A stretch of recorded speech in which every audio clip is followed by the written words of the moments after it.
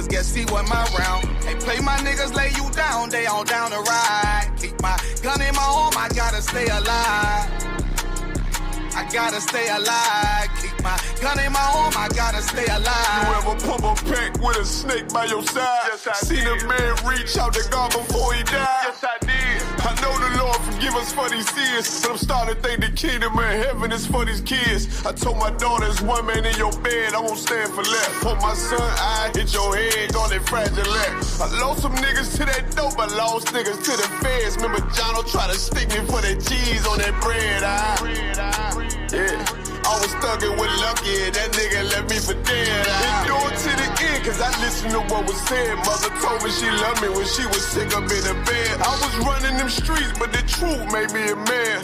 Shit, I don't really speak cause she'll never understand. That's why I ain't even tell her about these voices in my head. I'm still trying to manage my anger like Uncle Craig.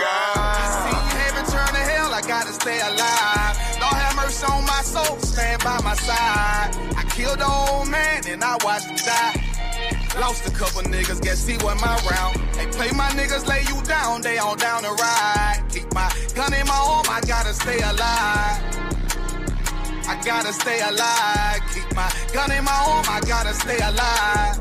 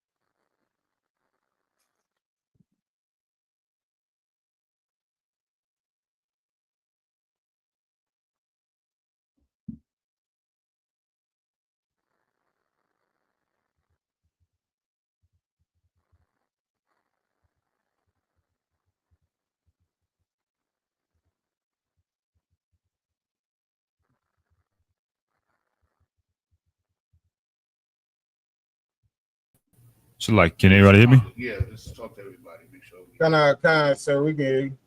Can ask Koch Club Bahamas. Ask him, can he hear? Akash, can you hear me?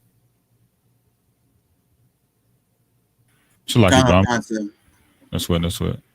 Check Charlotte. Charlotte, can you hear me? Hey, Shalom. How about Shimmy? I shot rock a thumb. We hear you good. We hear you clear. Yeah, okay.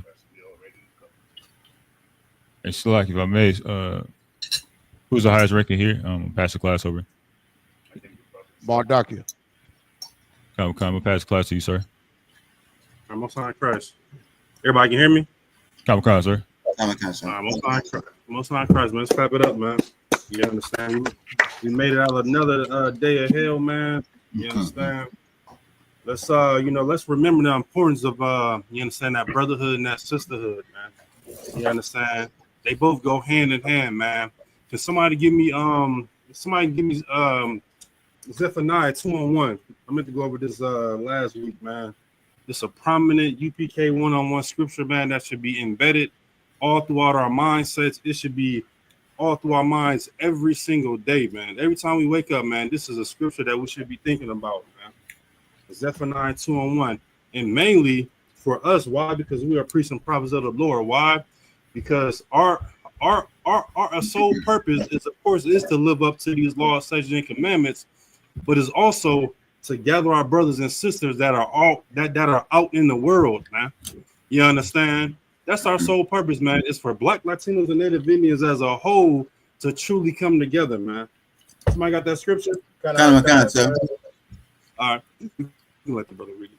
Go ahead. Lakis, I think two of us may answer. Akash in the Bahamas. This is Zephaniah 2 and verse 1. Gather yourselves together, yea, gather together, O nation not desired. You understand? And this is what we've been living through for over 400 years, man. You understand? We are that nation that is truly not desired. How do we know that? Because look at what's going over there in Washington, D.C., man. You understand? We are seeing true hell on earth, man. Brothers can't even Brothers can't even relax and chill on their own stoops, man, or on our porches. You know, as we say down here in the South, man. You understand? That time now is for us to take this thing just a little bit more serious, man. When we talking about Black, Latinos, and Native Indians, and truly separate from white society, man. This is what white society has done to us, man. You understand? We don't even love our own selves, man. It's to the point where we do not love our own selves, man.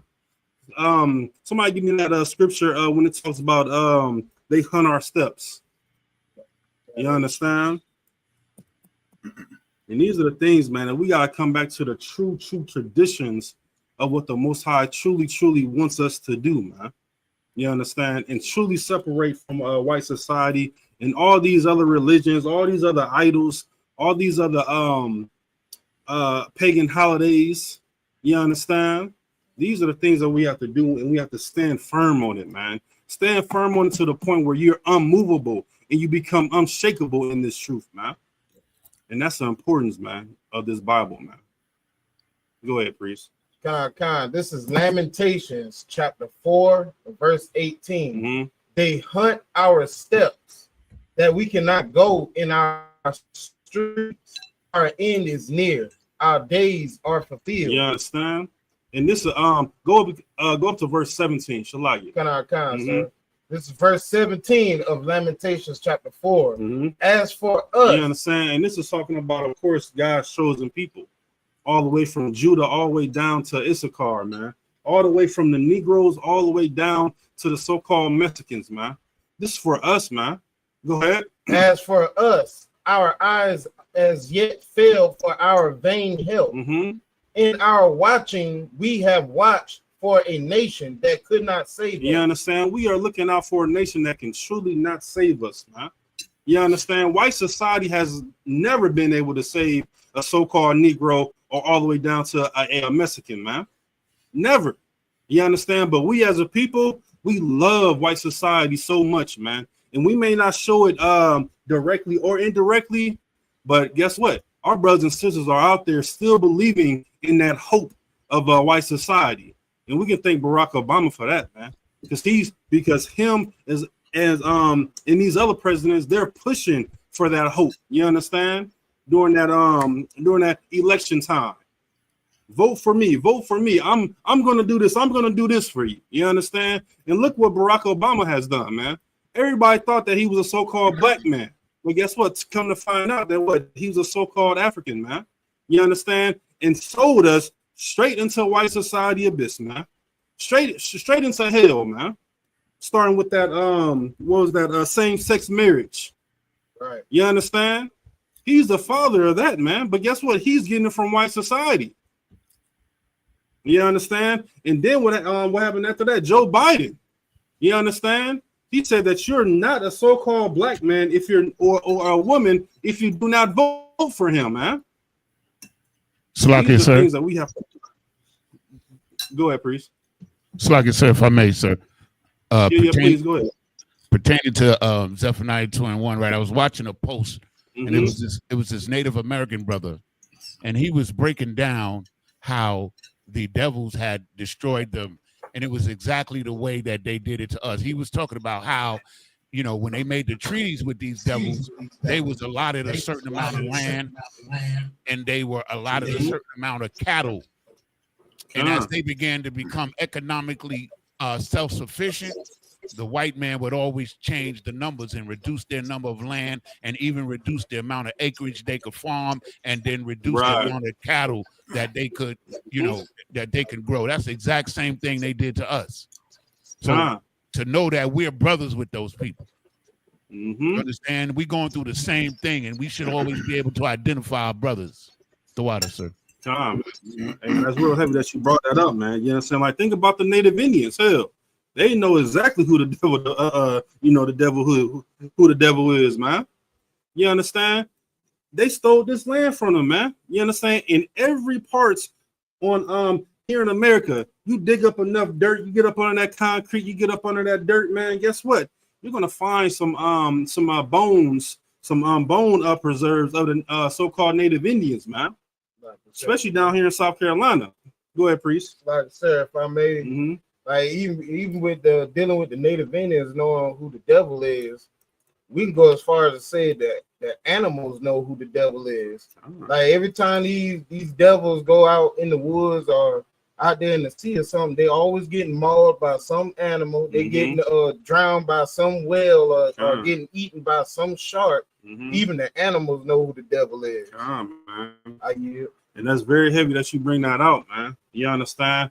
Because look at the, I mean, good night, man. Like the times that we're living in today is just so horrible, man. And we're living it every single day, man. We look at hell indirectly or directly every single day. Every single day we experience some type of hell, man.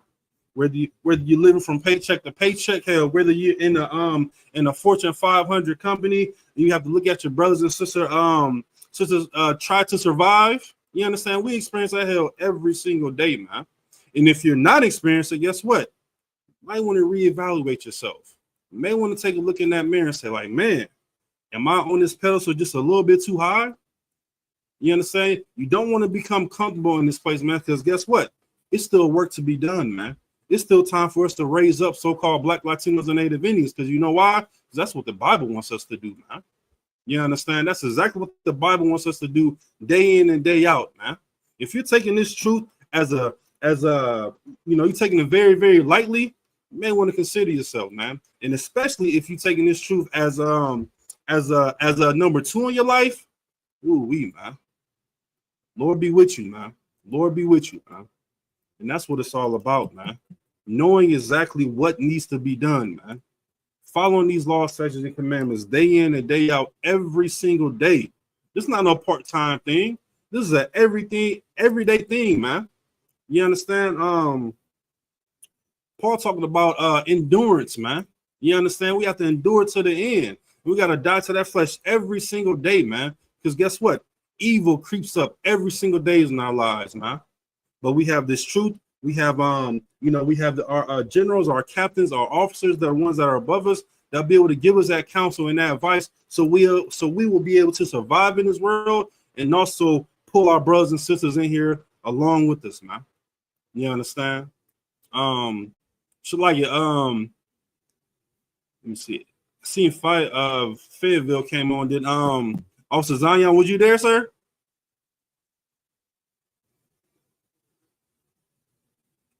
Just give him a moment, Shalaya.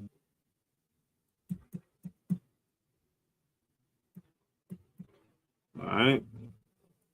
You're gonna wait for him to answer, Shalaya. Salaki, if I may. Yeah. Please go ahead, priest.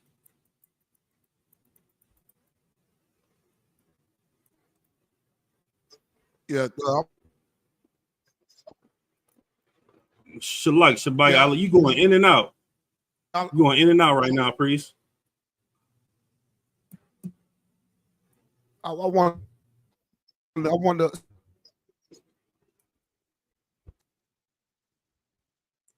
Hey, Durham, are y'all able to hear Shabbat Yalla?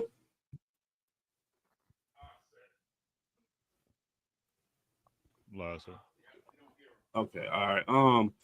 Yeah, Shabbat. You may want to come out the stream and then come back in.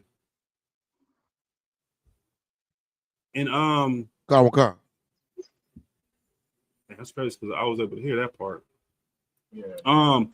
So like Officer Zion, Kawabaka, was y'all ready? Shalaya?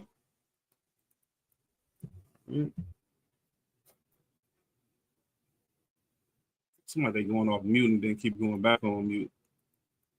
No, let's go ahead. Let's read that scripture one more time. Shalaya. Kind. And then we're gonna run down to 18 as well too. Kind. This is Lamentations chapter 4 and verse 17. As for us, our eyes as yet fail for our vain help. In our watching, we have watched for a nation that could not save us. Keep going. Verse 18. They hunt our steps, that we cannot go in our streets. Our end is near. Our days are fulfilled, for our end is come. You understand? And once we realize this, that this is a very, very intricate thing that they have done. What's that in Psalms 83? They have crafty counsel against us, man. Right. That we don't even know who our own people is, man. We don't even know who we are. You understand? And these are the things that we have to stand on, man. And for us to open up our eyes and realize that white society never loved us, man. Right. You understand? White society has truly never loved us, man. Oh, so like I see Fayetteville on now. Officer Zion, would you ready, sir? Shall I get? Officer Zion's not here yet. Y'all go ahead, rock out. Okay. Did you want to take over, sir? Shall I get? You got it. Okay. Most High Christ. You understand? And these are things that we have to open up our eyes to realize and see day in and day out, man. That white society has never loved us. They never cared for us. You understand? Along with these other heathen nations, man. The so-called Africans. You understand? Hell, you see what's going on with Dr. Umar Johnson. You understand? So why would you want to be a part of that quote-unquote Pan-Africanism, man? That has never done anything for our God's chosen people, man. You understand? And I'll be thinking about those what was that back in the day with when it came to Black Lives Matter. You understand? Like all those marches and the police brutality. You understand? Where was the so-called Africans when we were marching down there? Now, of course, hearing the truth, you understand, we don't agree with marching whatsoever because it does nothing for the change for the community. But you gotta sit down and ask yourself, where was the Africans at? You understand? Where were the so-called East Indians at, man? Where was all these other nations when we were getting hunted in our steps and being unalived in our streets, man? You understand? These are things that we gotta realize, man, and that's gonna make us come together even more once we have that realization, man, that we should be only for us. You understand? I'm using this old school reference, man. FUBU clothing. I don't know if anybody remember that. I might be showing my age now. You understand? What was it? For you, by us. You understand? This Bible is for you and also is by us, man. We wrote this book, man. Shabbat, would you did you want to say something, priest? Shalaya? I see you came back on.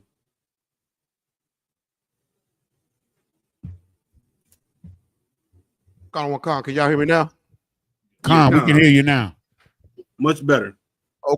Okay, Most High in Christ. Yeah, I was wanting to see if everybody knew about that shooting that went on over a couple days ago. I want to say over the weekend. It was 11 people that got shot in Brooklyn, New York at a bar/lounge. Black people. 3 was unalive, and they said it was gang related. I was saying if anybody heard about that as far as current events. No, I haven't heard anything about that right there. Salakia, if I may. Please. So what he's talking about is like it was like 2 different groups was at the same club, and they had some beef on the outside, and these is young boys. Like 18, 19, 17-year-old. And two of the people that were actually shot were actually shooters.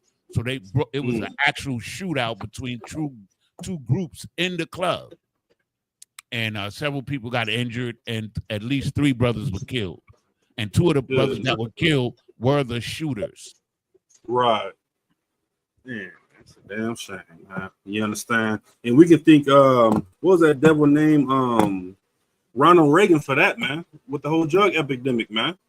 You understand? Like, we got to realize, man, that, like, even when it comes to these gangs, of course, you understand, we don't promote, a black on black crime, but we got to realize and look at the root of that thing. Where did that originate from, man? You understand? That came around the Ronald Reagan era, man. The whole drug epidemic, man. They flourished all the hoods in America, man, with drugs and guns, man. And had us what? Had us fighting one another, man. And now look at we in 2025, and it's just getting worse and worse every single day and every single night. Lucky. Yeah, please. That's a heavy point, man. As Blacks, Latinos, we always trying to emulate the devil. Back, New York, it's 2025 and niggas getting shot in mass numbers like that in New York. It's ridiculous. Right. All those cameras out there, all this gang violence. We always take the worst parts of Esau. In the 1920s, Al Capone and Scarface Sammy, all these little ugly, dirty Italians running around. with suits on, with Tommy guns, and they were doing these shootings like drive-bys and hitting up Italian cafes, and we doing the same thing now. And we learn all our bad habits from our oppressor. Everything we bad, we get it. And here we are still 2025 trying to be like, the rest of these bastards, man. All these henchmen used to terrorize the city. St. Valentine's Day massacre, during the Prohibition, all these assaults, all this stuff, man. We get all that from them. We even take their rap names, Jim Jones and Scarface. It's ridiculous. When are we going to break away? You understand? Well, that's a heavy point, sir. Hell yeah, man. For real, man. Let's give it up, man, for sure, man. And we gotta realize, man, that all that stem, man, from white society, man. You understand? Like, we gotta realize that we gotta look at the root of everything, man. And 9 out of 10 times that root comes from white society or these other heathen nations, man. You understand? We gotta stop blaming ourselves. You understand? And in retrospect, of course, hold ourselves accountable for it. You understand? We're not saying go out there and sell drugs and unalive your brother. But once you look at that root of it, you know what I'm saying, you may turn your eye towards white society just a little bit more. You understand? Please. And to add to that, sir, I saw something about that. They talking about, they need stricter gun laws. Black people always doing this. MS-13 doing that. Let's not forget the very first, these gun laws being passed, these federal gun law controls came from those Italians. Running around Chicago, St. Louis, and New York, and Harlem, shooting up everything. There was Machine Gun Kelly and whoever else. They were running around with these subtype machine guns. They were too busy on, busting tables and being slaves. We ain't had no nonsense like that. So all these federal gun laws, you know what I'm saying? They in the 1920s, 30s, and 40s, that came from white men. They ain't had nothing to do with us. So now, in 2005, we're still trying to emulate. And I ain't gonna talk about gun control, but let's not forget who started it. Who was the main culprit that had us out here? You know what I'm saying? Running behind them, trying to be gangsters. And every time we try to do something the white men do, we do it all the way wrong. We do it all the way wrong. We go to jail. It's lucky. Mm-hmm. That's fact. You about to say something? So I do want to bring out a precept. Please go ahead. This is Lamentations chapter 2, verse 15. It says, "All that pass by clap their hands at thee. They hiss and wag their head at the daughter of Jerusalem, saying, Is this the city that men call the perfection of beauty, the joy of the whole earth?" And verse 16 says, "All thine enemies have opened their mouth against thee. They hiss and gash their teeth.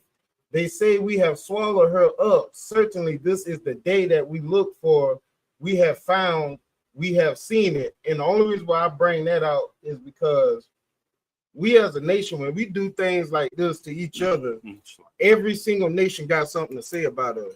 Every single nation, they wag their head at us. When they see us getting arrested, they clap their hands and tell the police good job. And they always miss the point that we learned this from them. That's why the Bible says, "Ye are of your fathers the devil." Damn right. You understand? I yield. You know what I'm saying? That's very, very heavy. You know that you bring that precept out, man. You know what I'm saying? Because they mock us, man. Right. You understand? They tell us to go do X, Y, and Z, and then they laugh at us in their meetings. You know what I'm saying? In their own households. Right. You know what I'm saying? And that's another thing that we need to realize as a whole is like once we do something horrible, guess who's laughing at us?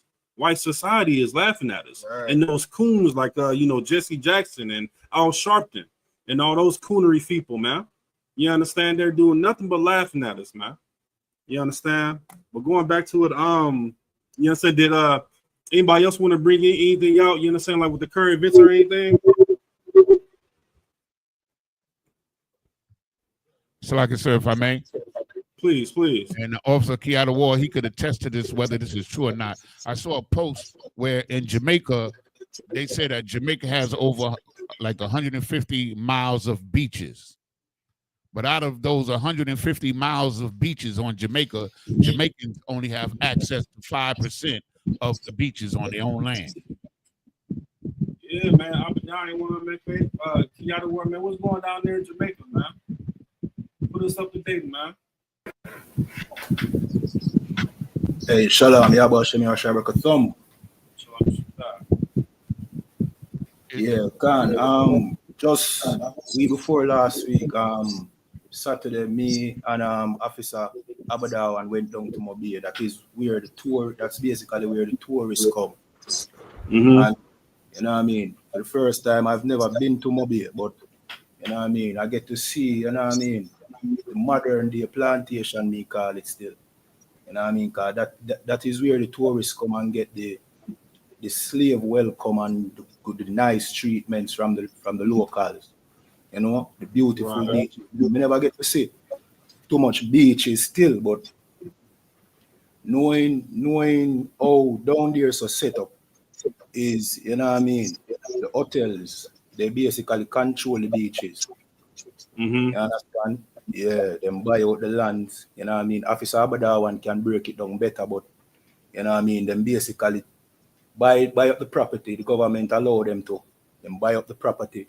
You know what I mean? So the beaches would have normally been accessible by the locals. They are no longer accessible. You understand? That is the situation. You understand in Mobile. So yeah, can tell you that for a fact that what other one said earlier about the beaches, that is definitely a fact. You understand? All right. When we ended, you know what I mean, because we went and give out some flyers and things. When we ended giving out some flyers, we went to a little part.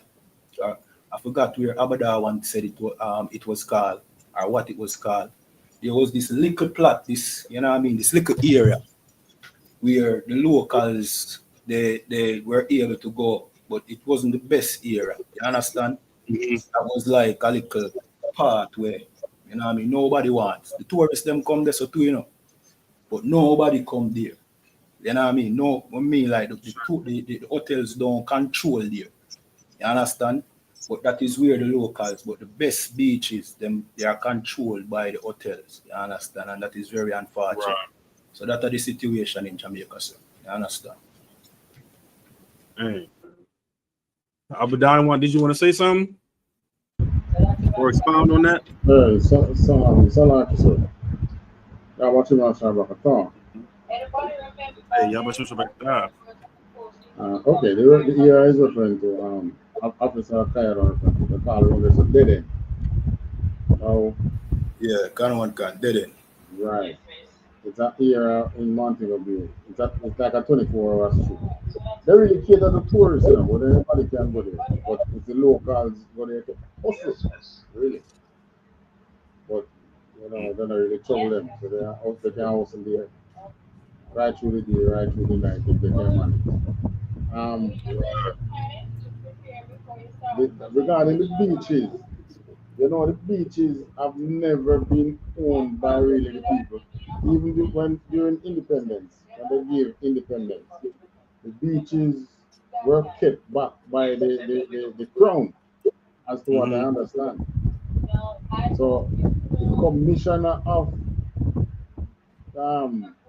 beach, there is a commissioner of, like you call him, a commissioner of beaches, who deal with the beachfront properties. And those are not administered by the regular politicians. Such a person is appointed by the crown. What they have now in England is a king. So the king representative out here is the one who administers over. They appoint a person to administer over those beach land, which is why they can take it away without even the politicians can't do anything much about it. The commission of beach, no, is not. I didn't even know that there was a commission of beach. And so, you know, they have set certain things in place before they gave what is so-called independence, which is a trickery again. But you know, I intend to look deeper in this land and beachfront property thing. Hopefully I can do a full class on it one day. It's a sad, man, sad situation, man. You know what I'm saying? Not only are we experiencing hell over here, you know what I'm saying, over here in America, but we gotta look at those islands as well too. You know what I'm saying? Ain't it like a hurricane going through what is it, like Cuba in the DR right now too? If I'm not mistaken. I think it's Yeah, man. fine. Yeah, I don't think that it's that direct. Who said that it was? No, I don't think there is a direct this motivation. It should pass by. Okay, I got you. Might get wind and rain. Light wind, probably, and most of the rain probably. Okay.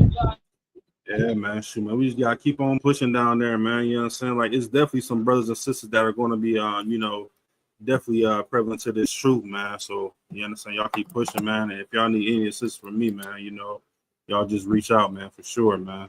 Y'all got no issues with helping out, even when I'm way over here, man. Hey, Durham, do y'all have any like updates on what's going on in DC?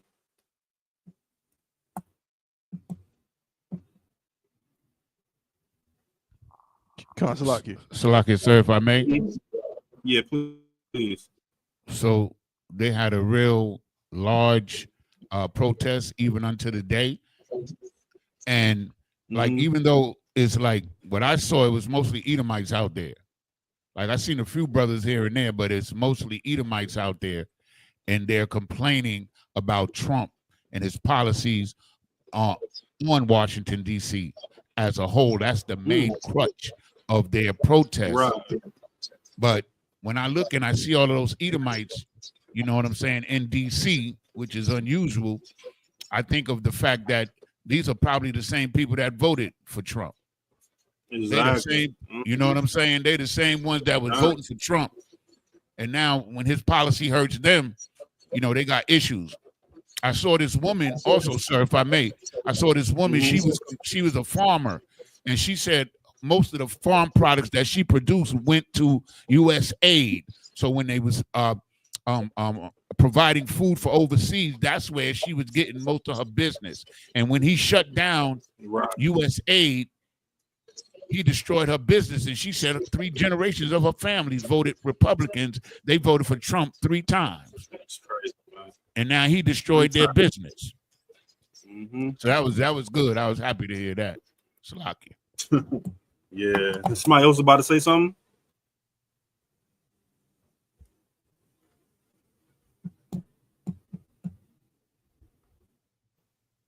Salakia, Mardaka, can you hear me? Yeah, I can. Oh, Salakia, I was reading today that the mayor, Muriel Bowser, he was upset about National Guard being sent to Washington, D.C.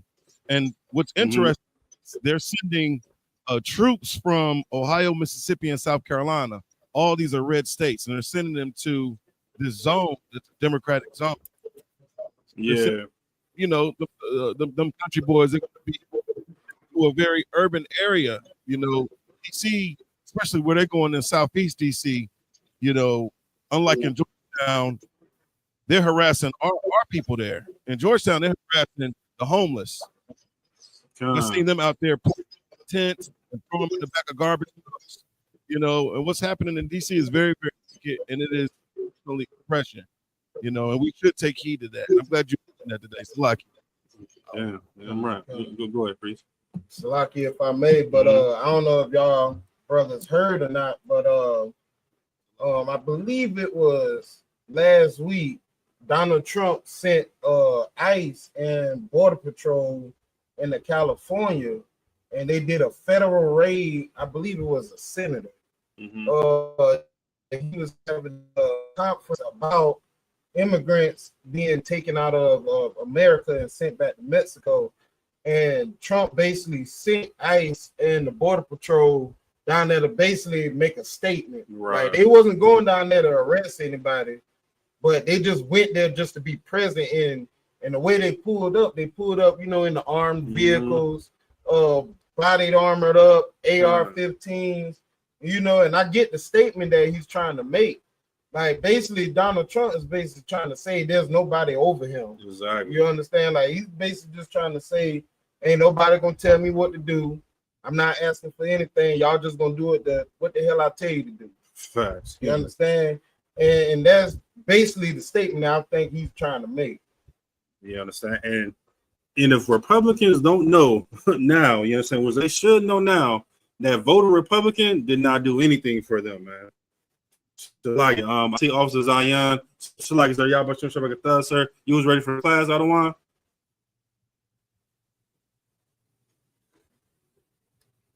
So like I said, we can't hear you. Can y'all hear me? Yeah. Come on. I'm gonna pass over to Precinct Officer Zion. Most High in Christ. Clap it up. Get a little hand, man. Y'all didn't hit just a wonderful job, man. With all this that we see going on, what should we be doing? We're hearing about the wars and rumors of wars. We're seeing the hurricanes. We're seeing Donald Trump and the administration taking over the whole goddamn globe. What should we be doing? Should we be saving money and looking for better slaves and becoming better slaves, getting a better education? What should we be doing as priests and prophets of the Lord? This is what we should give me the book of Nehemiah 8 and 4, Baba Kashar. Book of Nehemiah. Everybody doing TITHES? And I don't hear nothing on time, sir. Well, this is look, it's Monday and niggas, we already tired. The scripture say we shall they gonna wear out the saints, ain't it? Lord. Nehemiah 8 and 4, Baba Kashar. This is what we should be doing as a nation of people, man. Who got it for me? Like if I may, out of one. Please, come on. This is the book of Nehemiah, chapter 8, verse 4. Mm-hmm. And Ezra, the scribe, stood upon a pulpit of wood, which they had made for the purpose. And beside him stood Nayathaq, and Shema, and Ananiah, and Urijah, and Hilkiah, and Maaseiah, on his right hand. And on his left hand. On his right hand, then on his left hand, come on. Pedaiah, Mishael, Malachiah, Hashum, and Hashbadana. Go ahead. Zechariah, and Meshullam. Go ahead. Read verse 5. And Ezra opened the book in the sight of all the people. For he was above all the people. And when he opened it, all the people stood up. What is happening right here? What is going on in this verse right? Nehemiah 8 and 4. So like it, sir. Come on, no, Yanazar. This is let me get one of the new soldiers, troopers. What's Salakia? Come on, Yanazar. I love the zeal. If you let me not slow down my brother zeal. What's happening right here, Yanazar? Salakia. They at camp, sir. They at camp. With all these things that are taking place that we're seeing in the earth, guess what? We have leadership that has told us to go get our people, bring it back wet, to teach the people. And we doing these things not because it's something new that's in the earth. This in the Bible, ain't it? That was written how many years ago? So we're doing the traditions that the priests and prophets have always done. They stood on the pulpit of wood. For all the new troopers or the young men that are coming in, when you coming out the camp, I want y'all to understand something. This is the most excellent profession that you can ever do in the earth. Now you're gonna find that the oppressor will try to get you busy to keep you distracted. But as we read this book of Nehemiah, chapter 8 and verse 4 and verse 5, we're seeing brothers on the left and right as they open up the book of the law, man, and break this thing down for who? Our people. That's it. Read verse 6, Baba Kushal. The book of Nehemiah, chapter 8, verse 6. So like, hold tight. First Esdras 9 and 42. I want to go into this because that way all the brothers and sisters that come to the schools, the brothers should understand what's going on, priest. The Akim, we have to remember our first job, our first wife, if that makes sense, right? Our first love. We can't be distracted. And our sisters, if you know you got a husband that going to camp, this could be the last time that you see that man. Don't become a distraction for the brothers that's gonna do the work. If your husband going out that door, hey, show love to him. Let him know how important he is in your life. Instead of talking about whatever damn message that you read on his Instagram or whatever that's on his phone. Everybody understand? This is a profession that we see that was given to the priests and prophets of the Lord, and in their time, the same way our job is to do this work now. Everybody understand? It has not changed. What does Scripture say about the spirit of a prophet? Anybody know? What is that again? Salaki, sir. Come on with it, Yonazar. The spirit of the prophet is subject to the prophet. What does that mean? 1 Ezra 9:42. What does that mean, Yonazar? Well, what I was taught that it meant is like if you're a prophet now, there's a good chance you was a prophet in a previous life. And knowing that, with that understanding, that means everything that we're doing, we are fighting for the people who are we're supposed to be reaching back and helping and teaching. So don't waste your time chasing frivolous things that are in the earth, okay? Make sure every day that you live is constructed to build. Come on with it, Bunky, yo. This is the book of 1 Ezra, chapter 9. If I could, sir, too. Come on with it, Soccer.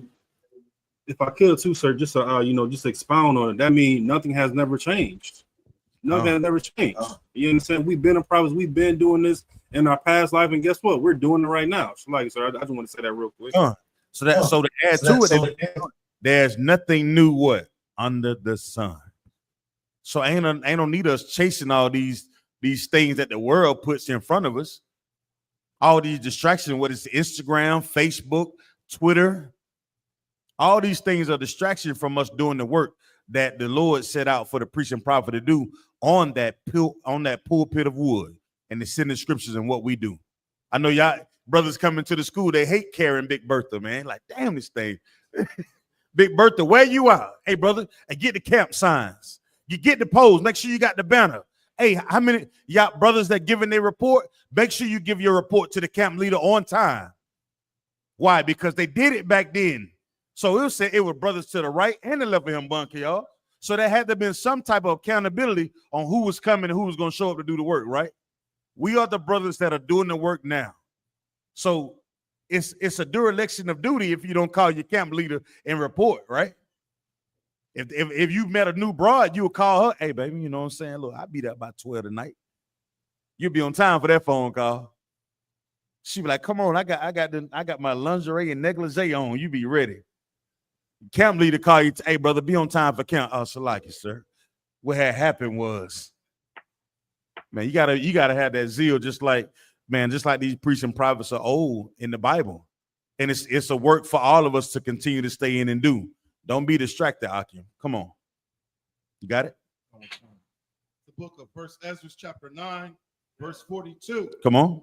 And Esdras, the priest and reader of the law. Hold on, the priest and what? Reader. The priest and reader. So when we be at camp, what we have? A priest and a what?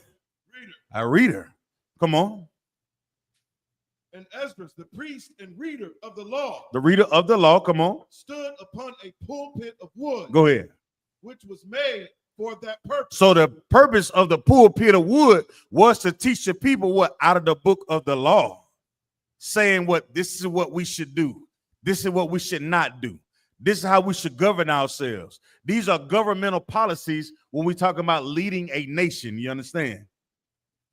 Just like the oppressor got what they call the parliament, or they call the house on the hill, where they make all these governmental laws. Well, we stand on the pulpit of wood and we teach the people. We teach. Read on. It's gonna say it. It's gonna tell you who we teach. Come on. And there stood up by him Nayathaq, okay, Samus. That brother reported for camp. Ananias. He reported for camp. Azariah. He reported for camp too. Uriah. He reported camp early. Ezekiel. He did too. Blasphemous. Upon the right hand. So all these brothers that he just read off was on the right hand side. All these brothers made they camp report on time. Read on. Verse 44. Shalakia, Balthazar 1. Did you have your hand raised, Shalakia? Come on, what you?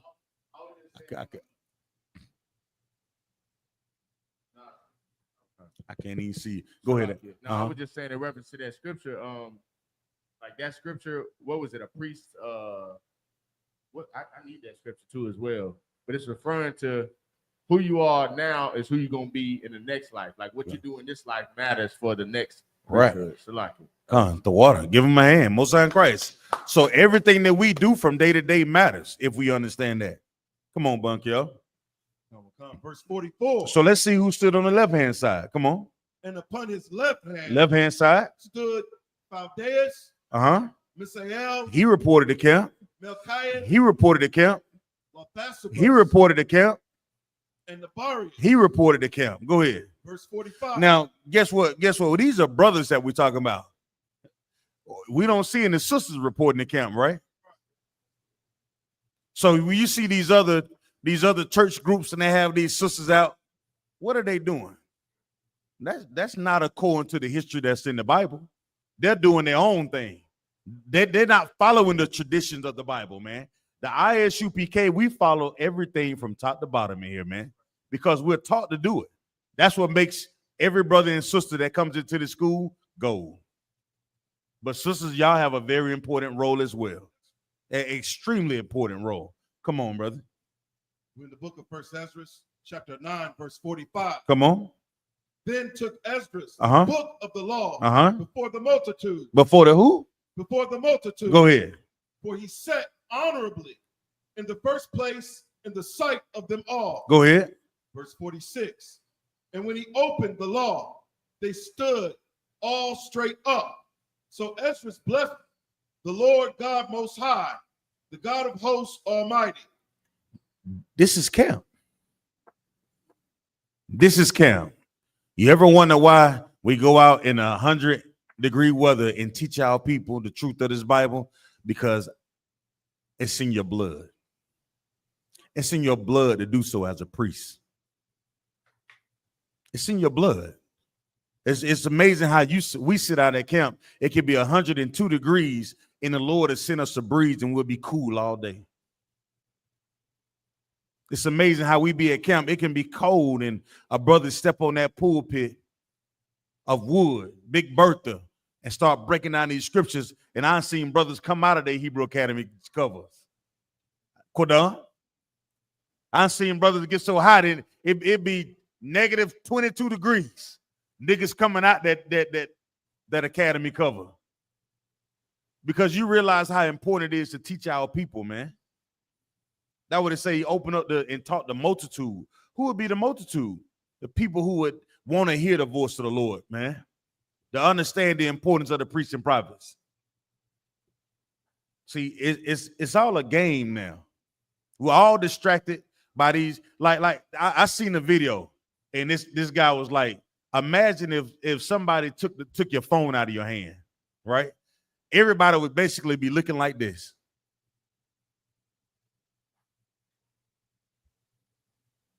You get me, sis? Everybody, their mama, who you come across will be looking at their palm like, when you find that strange, why would you find that strange? Okay, nothing there. Everything that you're seeing, give her a hand. That's heavy. That's exactly what he said. We spend the majority of our time on these phones looking for something that's not really there. You understand? The things that matter to us most are the people that are right here in front of you. So when you go to camp, the people that you love and you want to teach are the ones that are right there in front of you. You don't have to chase it. You can open up your phone and look up definitions and find information. But when you spend majority, iPhone has a thing that have what they call it, Bunk, y'all? Watch time or something like that. And then what they call it when you spend too much goddamn time. Everybody know when you want to stop your kids from looking at your screen. Look, screen time. Screen time. Why is screen time? I'm gonna start taking everybody goddamn phone and putting a screen time to an hour and a half. Maybe we can get some work done. Cause these brothers went out on a pulpit of wood. I don't know what their screen time was at that time, but I would imagine they faced the same traumas that we're facing as a nation of people. And it was their job to teach their people how to deal with these things. If we spending so much damn times on our phones and being distracted, how much are you really going to go out and teach the people? How much time are you devoting to your profession? Niggas go to college for 20 years to become a doctor, a lawyer, in these professions. But you come in here, you pass the officer test, and you stop trying. We stop fighting. This is a lifelong job. We have to continue to do it because the oppressor would never quit. Come on. So like I said, in certain ways, like they had an advantage in the work they were doing. I'm not saying that it was any easier, but at least the people, because when we read, the people appreciated them, and they even started crying when they was breaking down them scriptures. That's what it says in verse 50. So today, the job is even harder because our people don't even know who the hell they are. Back then, we were in our own land and we knew who we were. Come. And you know what? Even with that said, it still didn't stop Moses from getting pissed off. Right or wrong, Nayathaq? Absolutely, sir. So you're gonna have those. We still gonna have those of our people who are just stubborn, stiff-necked, hard-headed, like the scripture says. That was a scripture that you pulled this weekend at camp, brother. I'm telling you, it was like when you said, "Did anybody know when Christ rejoiced in spirit?" And you said, "When you remember that verse?" Yeah, that's Luke 10 and 21. That's what I want to get onto, right? It goes along with the topic that we're talking about now, about the work. Let me get the book of Luke 10 and 21. It's heavy. When you read that, I thought of these scriptures, and I was like, this is the work. Out of all the things that you can find that you can smile about, some that'll give you some type of relief. So like Christ, come on with it, Nayathaq. If I could read before that, because you got to lead up to it, sort of, to get the whole context, sir, if I may. Well, let's lead up then, Nayathaq. Okay, this is the book of Luke, chapter 10 and verse 1. Come on with it. So after these, the Lord appointed other 70 also, and sent them out 2 and 2 before the face into every city and place whether he himself would come. Right. So what is this saying? So go ahead, Salaki. So if I may, sir, Salaki, sir, Christ sent out these 70 brothers to teach into different cities. There's only 2 of them together, 2 by 2. He sent them out to do what? The work. To teach, camp. Yeah, he sent them out to what? To do what, Nayathaq? The speaker and a reader. A brother, a reader, brother read. We just read this, right? Come on. And then we could, if I may, sir, we could skip to verse 17, sir. I thought you said we're gonna lead up to it, Nayathaq. Well, this is, well, I mean, we know they went to camp, right? I'm just messing with you. But we're gonna get the gist of it, sir. Salakia. Let's go. If I may. So in verse 17, it says, and the 70 returned again with joy, saying, Lord, even the devils are subject unto us through thy name. Right? So what's happening here is they went out to camp and they came back with an excellent report. And the report was so excellent that, as far as I know, in verse 21, this is the only place in the Bible that I've read that Christ rejoiced in his spirit because of this work that these brothers did. And that's verse 21. Verse 21. In that hour, Yahushua rejoiced in spirit and said, I thank thee, O Father, Lord of heaven and earth, that thou hast hid these things from the wise and the prudent, and hast revealed them unto babes. Even so, Father, for it seemed good in thy sight. Yanazar. Now, I want to lead up with you on this one, but you have to read verse 19 for me. Kind of one concert. Verse 19. Behold, I give unto you power to tread on serpents and scorpions. All right, stop. So what does that mean? This is Yahushua speaking, right? Concert. And we know this how? Because it's written in red, sir. So he said, I give unto you power to tread on serpents and scorpions. Why is Yahushua saying this to the 70 souls? Salaka, sir. Uh-huh. Could it be that nothing could stop them, nothing could harm them in going out and doing this work? Like the Lord was with them and nothing was going to harm them. That's right. But let's take the make it practical, because sometimes when we say it like that, the way you said it, some people be like, well, how do I know the Lord is with me? Come on, Balthazar one. Salaki, the serpents and scorpions are the oppressors in this nation. You know what I mean? The men with power to destroy, to kill, to unalive.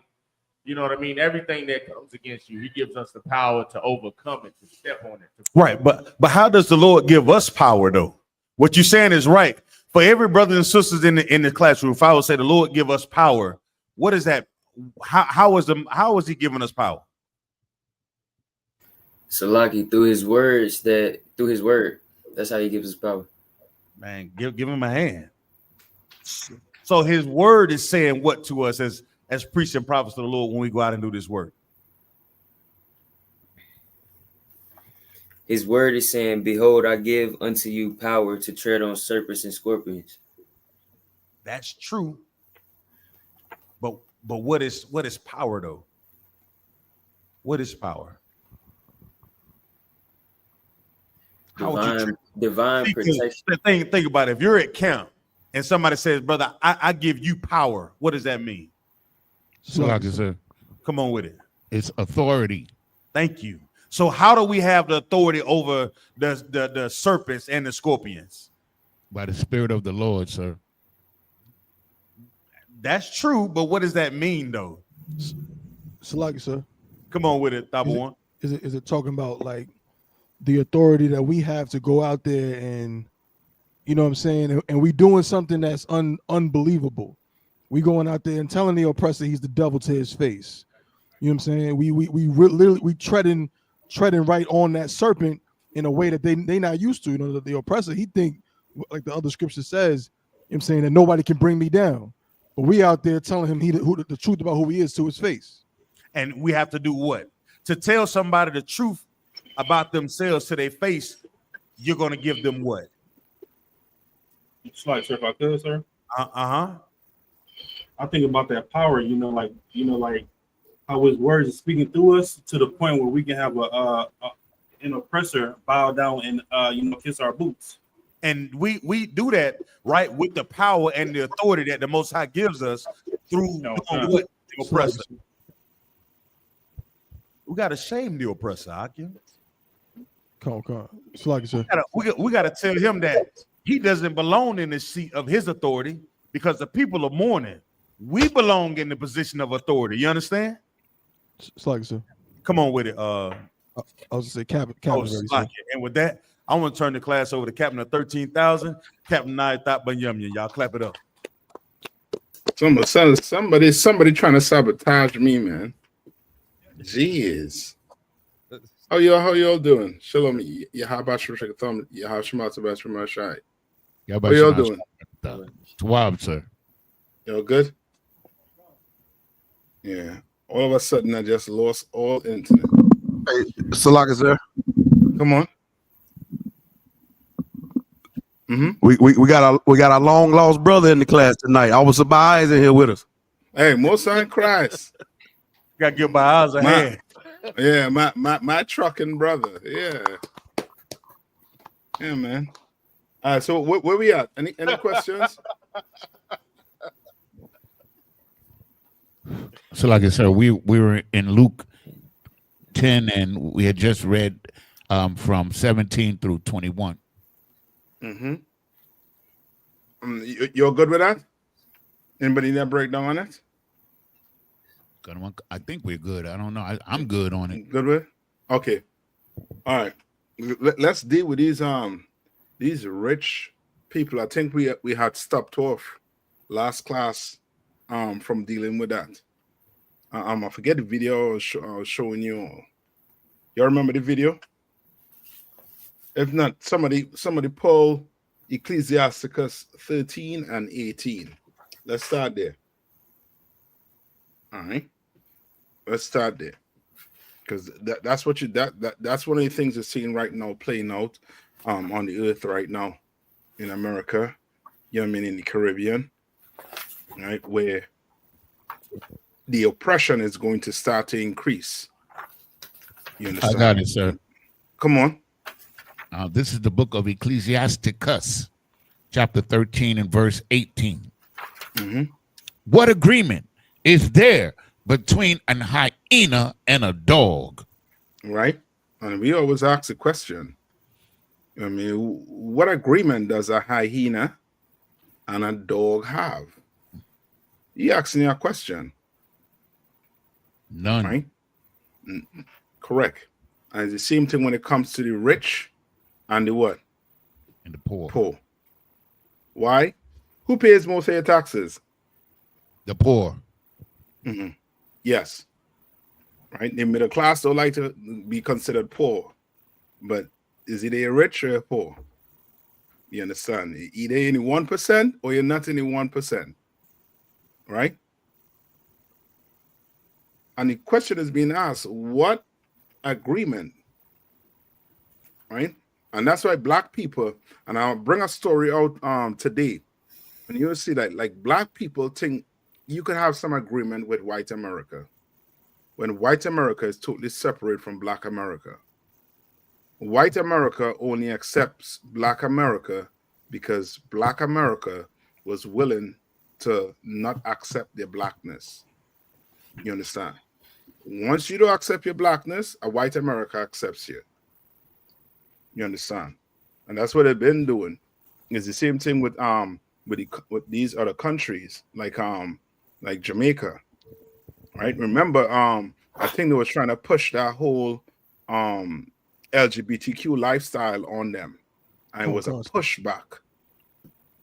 Right? It was a total pushback on that.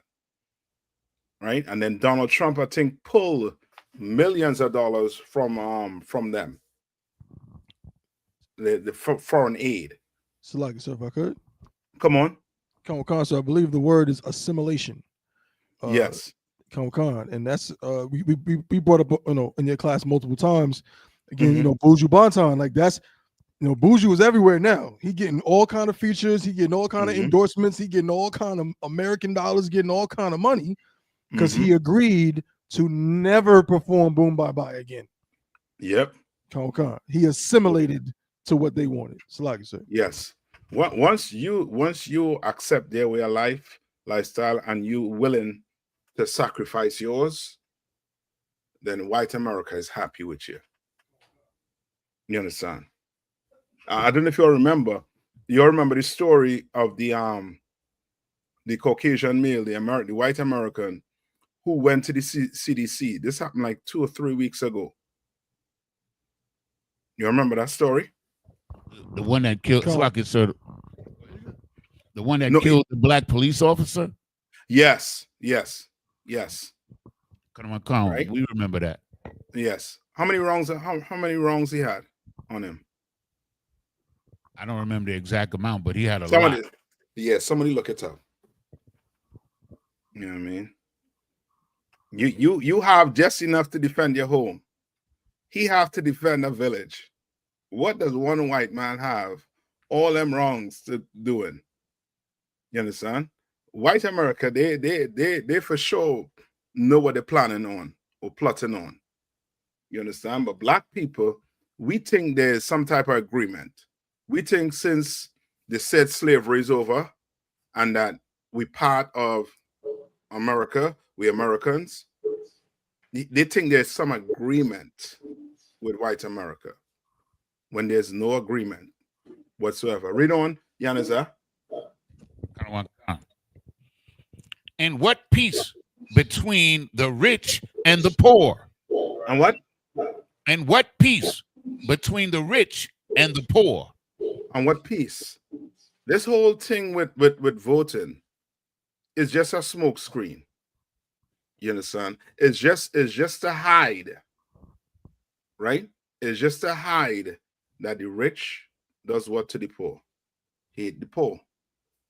They oppress the poor. And yes, and they oppress the poor also too. Correct. Right? Bible say there's no peace between the what? The rich and the poor. None whatsoever. And Christ showed that with what? When he did what? When he told the rich man to do what? Sell what you have. Sell what you have. Give up everything you have. And that rich man is like, that's too hard. I ain't doing that. I'm not. Right? Read on. Verse 19. As the wild ass is the lion's prey in the wilderness, so the rich eat up the poor. You understand? Like the Bible is, is giving you as clear as, day. How many of you have been Christians for the past, 10 years of your life? And you ever read this before in church? Never. Never. You'll be in the church for what, 20 years out. And some of these scriptures, you'll be like, nah, that's not in there. And then when you read it, well, that's not what that means. So what does it mean? You understand?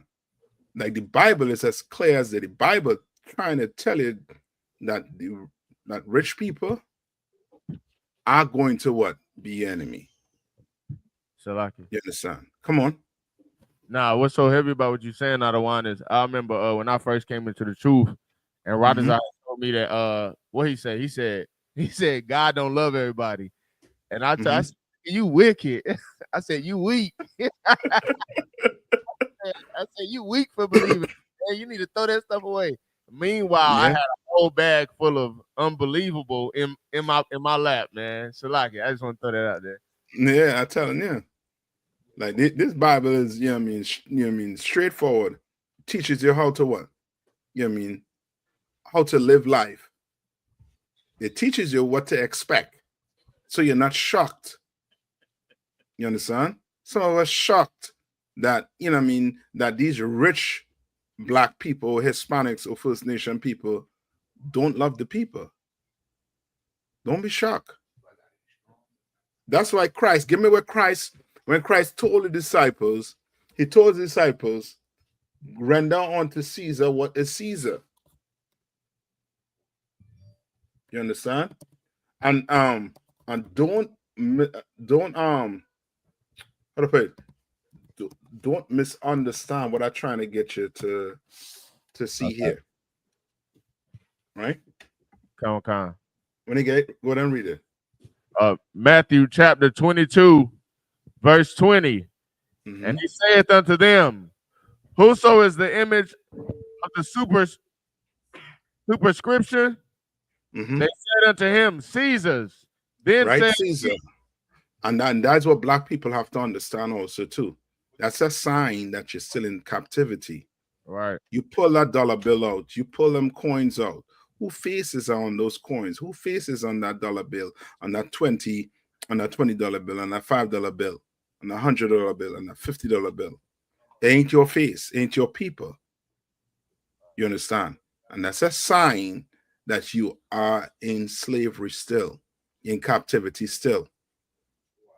Right? Read on. Then saith he unto them, render therefore unto Caesar the things which are Caesar's. Right. Meaning what? Meaning what? Shalaki.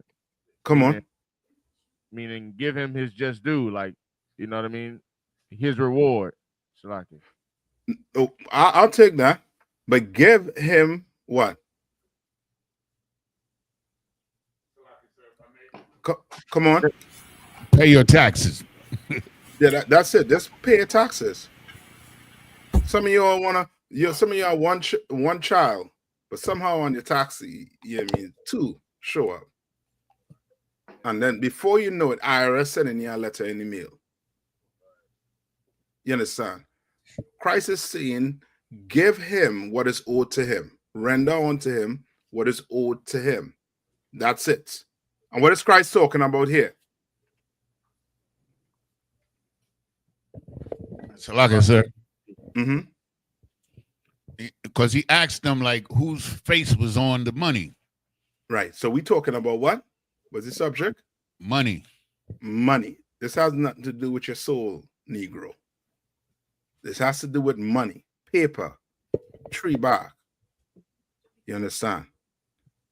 Give Esau. Don't do what's his name? Who had to pay for it? Which black man you know how to pay for it and almost never recovered from it? It's a liar, sir. Come on. I believe what, Wesley Snipes? Yeah, Wesley Snipes. You understand? Like you trying to, you know what I mean, get over on the American government. You know why you're in this hell? You're in this hell because you want to eat pork, crab, shrimp, and lobster. You're in this hell because you want to believe that God loves everybody. We're in this hell because you want to do cocaine. You want to do drugs. That's why we're in this hell. And the Lord put you in this. So guess what? You think trying to go around, trying to circumvent, you understand, not paying your taxes, mean the Lord going to be with you on that? No, he's not going to be with you on that. Because here's Christ is telling them to do what? Give Caesar what is Caesar, what is owed to Caesar. You understand? Just give it to him. Some of you will get, some of us have to pay maybe what, $200 to get your license back. Before you know it, you still driving. Until what? Until next year. But until what? Until the cop pull you over. And now guess what? There's a warrant out for you, and now you have to pay about 10 times that money because you had to go get a lawyer. Right? Just give the oppressor his money. Give him it. And Christ trying to get you to understand that, run down to Caesar what is Caesar. Read on. And it's the same thing. And this on the right-hand side. Now, you should be paying your what? Your tithes, sir, Shalaki. Yeah, your tithes. Come on. That's the next part of the verse. Read on. Mm-hmm. And unto God, the things that are God's. Yeah, pay your damn tithes. Pay it. Because you'll pay Esau his taxes. You'll give Esau all his tax money he need so that you don't have to go to prison. Because the Lord ain't going to throw your ass in the dungeon. That's why you ain't paying tithes. That's why you could be like, well, you know what? The Lord going to understand. I have it rough. All right, Negro. You have it rough. But the Lord fits in to make it rougher. Because you're stealing from him. You steal from the oppressor. He coming for you. You're going to get that IRS letter in the mail. And you're going to have to cough it up. Or else he coming to what? Garnish what? Whatever property, whatever you have to pay it back. That happened to who? That happened to Red Fox. Red Fox said he wake up one morning with a bang at the door, and it was IRS. They said by the time they leave, he only had a bed to lay down on. Took everything. You understand? Read on. Shalaki, I had a precept, but I'll keep reading, sir. Matthew 22, verse 22. When they had heard these words, they marveled and left him and went their way. Right. They marvel on what? Left him and went their way. He cut them. Right. He cut them. Because that's what black people don't understand. Black people think because the white man paying the salary means what?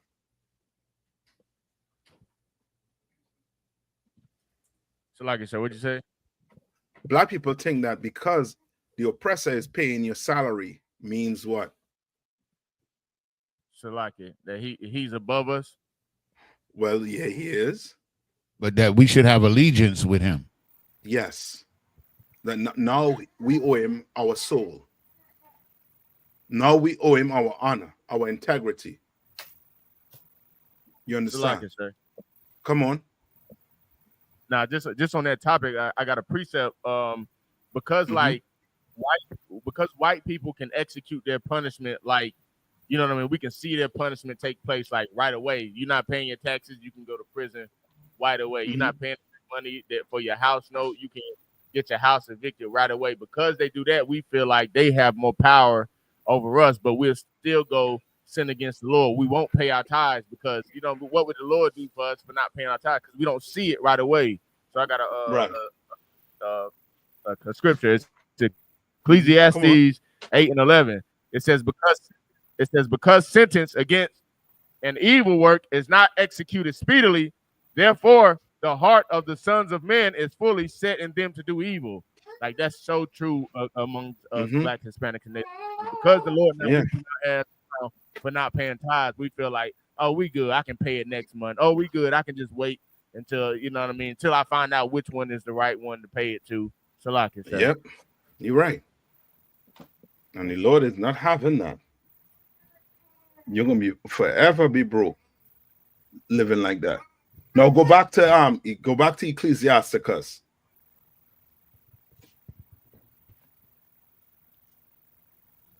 Go back to Ecclesiasticus now.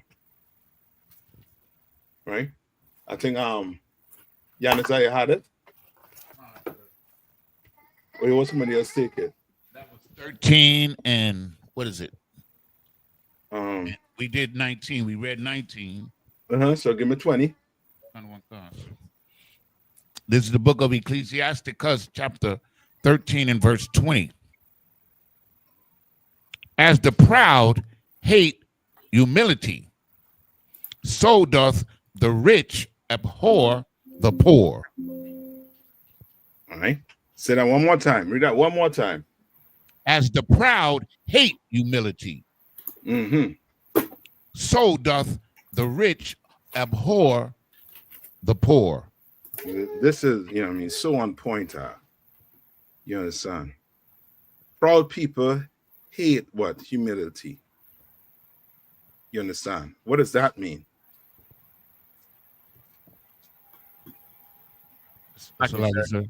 Come on. So like it. Back in the day, I think I did a little class on this. Back in the day, what proud rich white people used to have, they used to have what's called a disappointment room. So whenever they had like a child that was born with maybe some kind of disorder or something, they would throw them in that room to keep from getting humiliated by like the townsfolk, like a rich family. Like, they hated the sight that they had a child that was born with a deformity or a health condition, so they would hide it away. That's that humility. All right. Yeah, give me a little more. Where's your like people? Come on. So like it's like during the civil rights movement. You understand what Martin Luther King and them, when they was doing that peaceful protest, and they was acting non-violent, being real humble, but it made the white man even angrier and more violent towards our people. Okay. This is not saying hold on. This is not saying like proud people hate humble people. This is saying the proud, they hate humility. Salaki, sir. Come on. Would it be like Usain Bolt, the fastest man in the world, and he run a race and he come in last? Okay. Simpler than that. Come on. Salaki, it's like Hold on. Let the young man go. Salaki, it's basically just saying the proud man, the proud rich man, like he won't show any acts of humility within himself. He hates that. Like that's what it's saying. Just give me the proud. Don't put rich in. Well, the proud man won't show any acts of humility within himself. The hatred of it won't allow him to do it. Okay. So what proud people hate? Salaki, sir. Hold on. Tabo one. A proud person hates shame. They hate, a lowly state. They hate anything that, makes them not, feel that that sense of, that highbrow sense of self. Yeah. Salaki, if anything, just harms the proud man's ego. Hold on, young man. Hold on. Somebody. Like, if I may, like a proud person hates their flaws and imperfections. You know what I'm saying? Kind of like Donald Trump. He don't want his flaws or his imperfections revealed because he's too proud. He doesn't want to feel the backlash for not being perfect or not getting recognized. So just simply hate people. Proud people hate to be what? Wrong. They like to be told they're wrong. You understand? Proud people, they think they're always what? That was right. Salaki. Come on. I was gonna say they hate me. They always think they're right. I was just gonna say yeah. They hate that. You talk to a proud person. Well, brother, the sky is blue. No, it's not. It's not blue. How you know it's blue? It's not blue. If I could too, sir. Come on. I was just gonna add too, sir. White society, they hate to hold on to that accountability for being wrong. Yeah. Like the white man is so proud of. You can't tell him he's racist. You can't tell him he's wrong for what he's doing. He's not going to accept that. And Donald Trump is a good example of what a proud person look like. You understand? A proud oppressor look like. You understand? And the Bible is telling you, just like proud people hate humility, meaning proud people hate to be humbled. They hate to be humble. They hate to do what? To at some point take what? Take the low. At some point be like, you know what, brother? You know what? You're right. You're right. Salaki, if I could. Come on.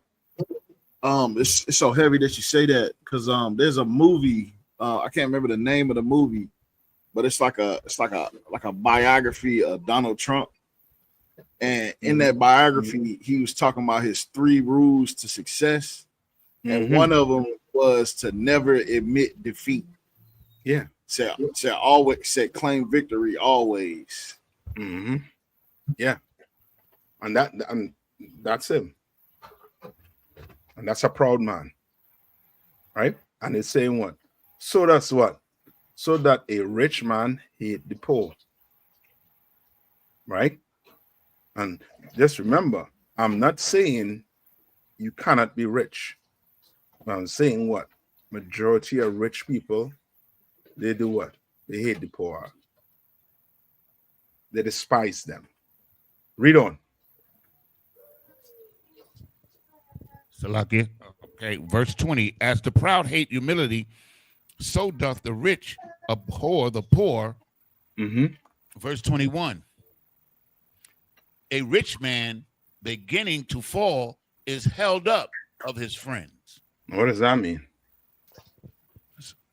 So if you're rich, and we see this all the time, Adawan, we see this all the time.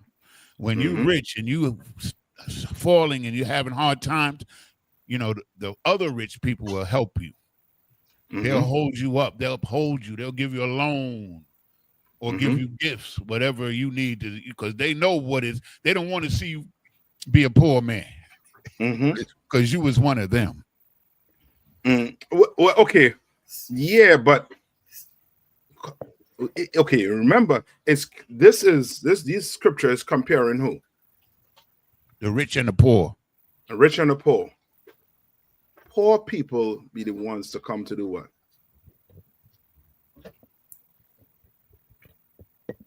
Say again, sir. To the rescue, sir. Yeah, poor people come to the rescue of what? Of the rich man. Right? Poor people. Not not so much P. Diddy. Who was out there protesting for him to be out of jail?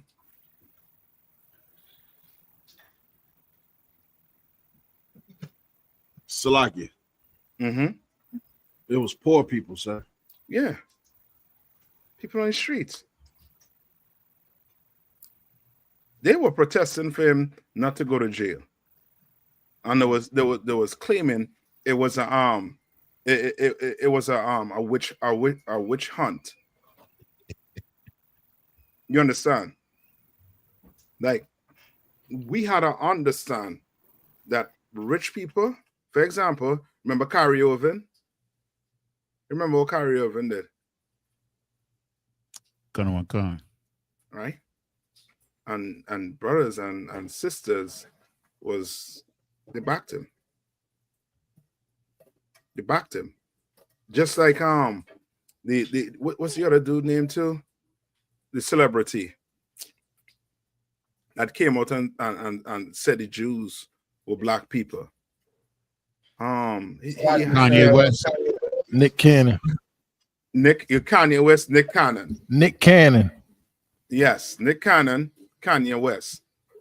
Black people love them, man. What about Will Smith? You think poor people don't love Will Smith? Love him. It's a liar, sir. Come on. When R. Kelly got locked up for that back pay for child support, his fans paid. You see? You understand? Salaki, if I could. To add to it, the purple pigs. You understand? They went out and marched for Kyrie Irving and surrounded the Barclays Center, but then said, "Who gives a damn about Trayvon Martin?" Yes, that's a good point. Yes, they went and hoard themselves out. You understand? Like a good old slut. You understand? For rich men. And the Bible is trying to come on. They thought they was gonna get a donation.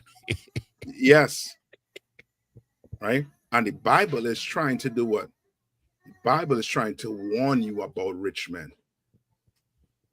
Like, we think rich men is our, could be a best friend. No. You know what I mean? He only a friend because you acting your part real good. Right? Come on. Read on. Verse 21 again. A rich man beginning to fall is held up of his friends, but a poor man being down is thrust away by his friends. Brother. And you had some belly had a pain in the will. You went to the preacher and he tell you, pray. Went to our brother in the will and he tell you, how to pick up 2 jobs. Gotta work. Or you get yourself in some position and they try to kick you down. Try to say it's your fault. You understand? Poor people, you understand, looked at like trash to the rich, like a problem. What did What is Donald Trump doing right now in Washington, D.C.? He has these I forget, these officers telling these homeless people they have to leave. They have to leave, or else he's going to throw them in jail. You understand? Come on, read on. Verse 22. When a rich man is fallen, he hath many helpers. He has what? Many helpers. He has many helpers. Many. That's including what? The poor, the rich. Everybody wants to come to that rich man help. Everybody. Everybody loved Jordan so much. But Jordan, does Jordan doesn't care about black people? What about Oprah Winfrey? About Oprah? Come on. Salaki. If Salaki, I wanted to bring out something about Donald Trump and what he's doing in D.C. Like how he had Putin. I mean, that was in Alaska, but sometimes he entertained other dignitaries and diplomats from other countries, and when they drive it into the White House, they gotta drive past all those homeless people and whatnot, and he don't want to see that. It's kind of like the rich man and Lazarus. Lazarus was outside the gate, and the rich man couldn't stand that. They disgusted by the poor, sir. Yes, you're right. The spies just looking at them. The spies that are. And the Bible is basically, giving a poor man the upper hand on these rich men. It's giving you an upper hand. It's telling you what to expect. Like for real, the rich, according to our culture, should be doing what? So, like it, sir. Come on. They should be helping the poor. That's it. The Lord giving that money not for you to go and live your lavish lifestyle while your people in squalor. They give you that potential to go get that bag so that you could take that bag and now come and do what? Help the people. Yes. Right? So, like it, sir. Come on. I never forget it. Like back, I think it was in the early 90s, like they went up to Michael Jordan, and it was like a political season, and they was asking Michael Jordan, you understand, to support the Democrats. And I never forget his response. He responded by saying, "Republicans buy sneakers too." That's what he said. I never forget that. No, and he right too, because if you understand what I'm saying, like rich men, they think about what? More riches. Money, yes, money. You are just, you are a poor man. What is, what do you and him have in common? You understand? Right? Read on. He speaketh things not to be spoken. He what? He speaketh things not to be spoken. Right. And yet men justify him. Yet what? Yet men justify him. You understand? That's your Eddie Long. That's your this one that waiting for his sentencing. P. Diddy. You understand? Rich men say what the hell they want. Why? Because they have money. But read on. The poor man and they justify him. You understand? Especially that P. Diddy. They claim there was like what? There's like he ain't do nothing wrong. That's just his lifestyle. You understand? They try to justify what this nasty bastard was doing. And so, like I said, Yeah. even Trump was considering giving him a pardon. He was talking about it. He was considered doing it because he's just like him. Yeah. Just like the pagan crew. You giving this man all this money. And now it come out that, you know what I mean, he fitting to get pegged or been pegged. You know what I mean? And you still trying to justify that life, that lifestyle?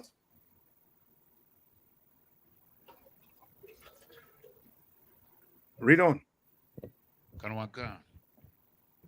The poor man slipped, and yet they rebuked him too. Yeah. You know what I mean? Poor people slip. Poor people might make bad decisions. Poor man might be decide to do what? You know what? I have this $100. I am going to bet this. I'm going to gamble this. That's slipper. Because now, guess what? You might owe 200. Might make a bad decision as a poor man. You slip. And what happened to him? And yet they rebuked him too. They're going to rebuke him too. Right? Read on. He spake wisely and could have no place. Right? He slipped. You rebuke him too, but guess what that poor man has that the rich man don't have? He ain't got no friend and no place to go. Yeah, but read that last part. Salakia. And could have no place. Salakia. Come on. He had, the poor man has the wisdom of the Lord. More wisdom than those rich men. You understand? The problem is he ain't on a place. You understand? Problem is he know he slipped up and he's going to try to do what? Correct it. You understand? Rich man, he slip up. You think P. Diddy going to change? Yeah, he might change. He might be more what? Cautious. Yeah. But that lifestyle, them drugs, them women, the oil, and them men, right? We got to get that one where it say, you know what I mean, with all rich men fall into a diverse lust. Somebody look that up for me. Right? Read on. Verse 23. When a rich man speaketh, every man holdeth his tongue. Brother, we live in this. Black people live this.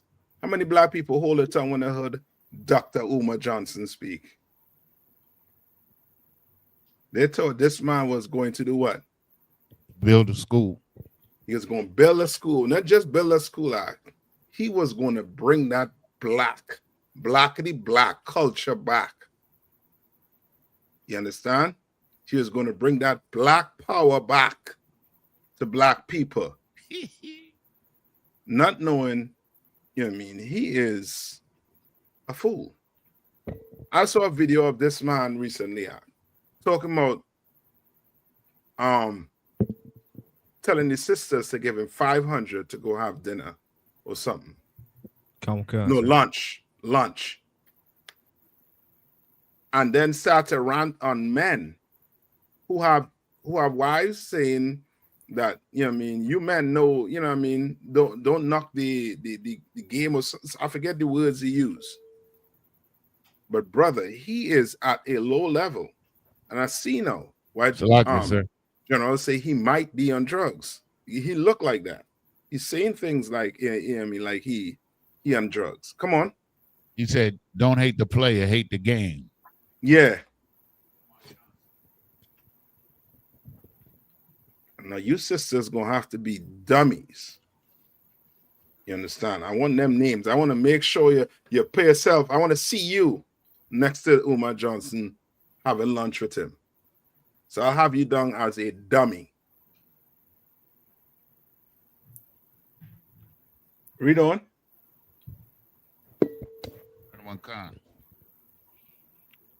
What he saith, they extolled it to the clouds. Meaning that this is the take it and run now. They take it and run. And this goes for your preacher and all too. Like you know more than that preacher in your church. And you go break this down to your family member. They will take his words and run with it. They'll be like, yo, you know me, what he's saying is so heavy. You understand? Read on. But if the poor man speak, they say, what fellow is this? Right. No, it ain't about what.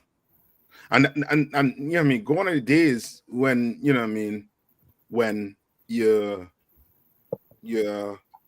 base, you know what I mean, a man on what comes out of his mouth. Today, they based a man on what?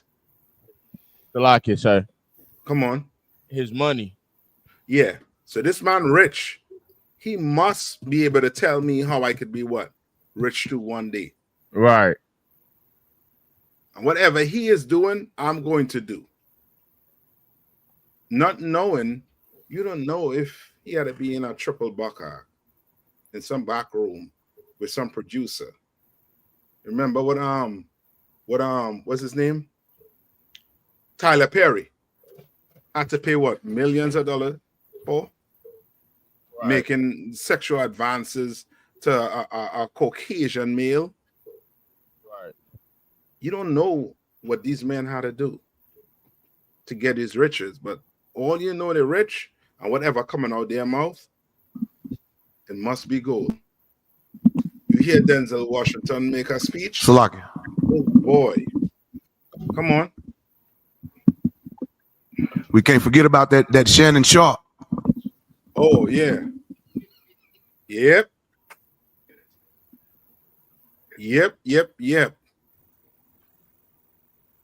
They're so smart. They don't even know who to sleep with, who have sex with her. That's how smart it is. Their mistake lead to what? $50 million down the drain. So like it, sir. Come on. He lost $150 million because he was going to get that $100 million with ESPN. And he lost that plus the $50 million or the $30 million, whatever. I mean, he paid at least $30 million to that woman. Oh boy. So he lost a $100 million contract with ESPN. Yeah. That he was going to sign like in the next month. And Annie would think they'll learn the lesson. I guarantee you, there's going to be another white woman in his bed. Because Negroes like that don't learn the lesson. Once you get a taste of that white man money and you up there with it, and you don't have a priest in your corner, and Salaki, it's a done deal. Come on. And he got that podcast, and he had one of the biggest interviews with Cat Williams, and he also interviewed Monique, and both of them tried to warn him about them white dogs, sir. But he was too proud to listen. Right. That's it. You understand? And they were too poor to talk to him. Travis Hunter as well, sir. Yeah. I'll tell you, we could stay here and name brothers, you know what I mean, from now until next week, and sisters from now until next week. There's so much examples in the Black community, in the Hispanic and First Nation people. There's so much examples. And we're going to have to either learn from it or we're going to have to do what? We're going to learn from you. You understand? Come on, read on. Kind of one card, sir. What fellow is this? And if he stumble, they will help to overthrow him. Boy, if that ain't your life, if that ain't your life, it's your life. That's why you have a responsibility in here to make sure you're doing what you are supposed to be doing. You understand? You don't have, you just think about it like this. Can a pilot have a bad day with you on the plane?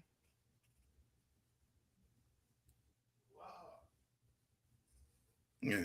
Can a pilot have a nervous breakdown?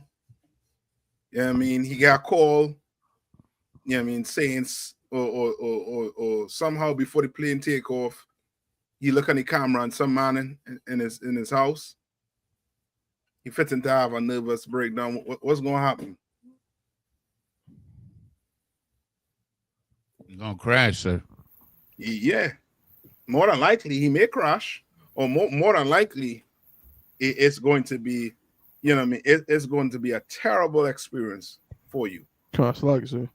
Come on. Yeah, that could happen, but it's not supposed to happen. You know, he's supposed to be able to, you know, the co-pilot's there for that reason too. But no matter what happens, the pilot is supposed to almost have tunnel vision. Whatever's going on in his life, he got to make sure that plane land appropriately. You understand? That's you. Whatever going on in your life, you better call, get the help. But that does not give you the right to go back into the world. You understand? Or brothers or your family members, they're going to do what? They're going to do what? They're going to help to what? Overthrow your black behind. You understand? They're going to say you was a fraud and this was just at some time and you all don't have the truth. Right? Read on. Now listen to this good. For those of you Christians out there who think I'm saying we should just all be poor. You understand? Listen good. Read on, Yanaza. Riches are good unto him that hath no sin. Riches are what? Good unto him that hath no sin. Yes. And poverty is evil in the mouth of the ungodly. You understand? Right? Like it ain't a sin to be poor. You understand? It's not a sin to be what? It's not a sin to be rich either. It's not a sin to be rich either. You understand? But the Lord hate a what? A rich sinner and a what? Poor sinner. You understand? Right? Give me Revelation 3:17. And then for time, right? If you get, go ahead and read it. So like it, sir. You called for another precept, I believe is diverse lust, or did you not want that one, sir? Yes. Come on. Okay. It's the book of 2 Timothy, chapter 3, verse 6. For of this sort are they which creep into houses and lead captives silly women laden with sins. Right. For this last one. Salakia. And laden, Salakia. And led captive silly women laden with sins, led away with diverse lust. Diverse lust. Read on. Come, verse 7. Ever learning and never able to come into the knowledge of the truth. Right. And that's what diverse lust does. Before you know it, you'll be what? You'll be in the world thinking you're what? Thinking you're in the truth. But you're just full of lust. You understand? Tab 1. Grab that in the chat there, in the private chat. Call. All right. Give me Revelation 3:17. And then we're going to read that story quick. I know we're coming up on the time. I got it, sir. Mm-hmm.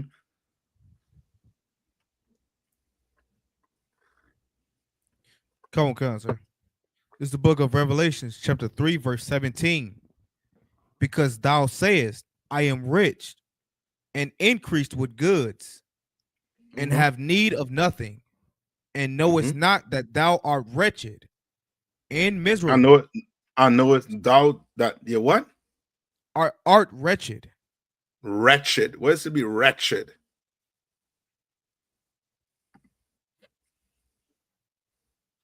That's why you could be rich. I mean, you could be Denzel Washington. You come in and sit down in class. Guess what you're gonna have to do after class? Select it. Come on. Wretched is like wicked, sir. Look it up for me. Salagi, sir. Come on. I got the Oxford Language Dictionary meaning. It means wretched, pull or twist someone or something suddenly and violently. Well, Salagi, that's rich. Salagi. Yes, Kwa Iba. He will have to clean. He will have to clean that toilet. Yes. So I got to sweep the floor. 1 minute. 1 minute. You will have to sweep the floor. You understand? Because we are not in here. We not respect as a man. That's right. You understand? And that's what the Lord trying to get you to understand. Don't, you know what I mean? Don't give, you know what I mean, respect to a man because you're rich. Don't give him that. Give him your honor because he what? He rich, because he have money. So you gonna do whatever he tell you to do. It's because he tell you go vote for, he gave $200 to go vote for Biden or Trump. You're gonna do it? You listen to him? Because he tell you let's have a million man march. We're gonna march to join the white man. You're gonna do it because he has money. Salaki, sir. Come on. If he get you a $50,000 signing bonus to join ICE to go lock up your brothers. That's right. You're gonna do it? If I could, sir. Come on. Could we say the same thing also for IUIC, because they do march. Like I was on Threads. It's like a off brand of Instagram, and one of their I guess students or something. I don't know what he is, but he was like, yeah, we just did a march through DC and Delaware. I'm like, you know, what does that do for the people? I didn't get a response, but it just reminds me of how they feel about, you know, the poor, and they don't go into actual neighborhoods and actually help people. Yeah. Yeah. They're wretched. Read on. Did we get the definition of wretched? Yeah, come on, sir. I got to pull it back up, sir. Salakia. Give me a wretched.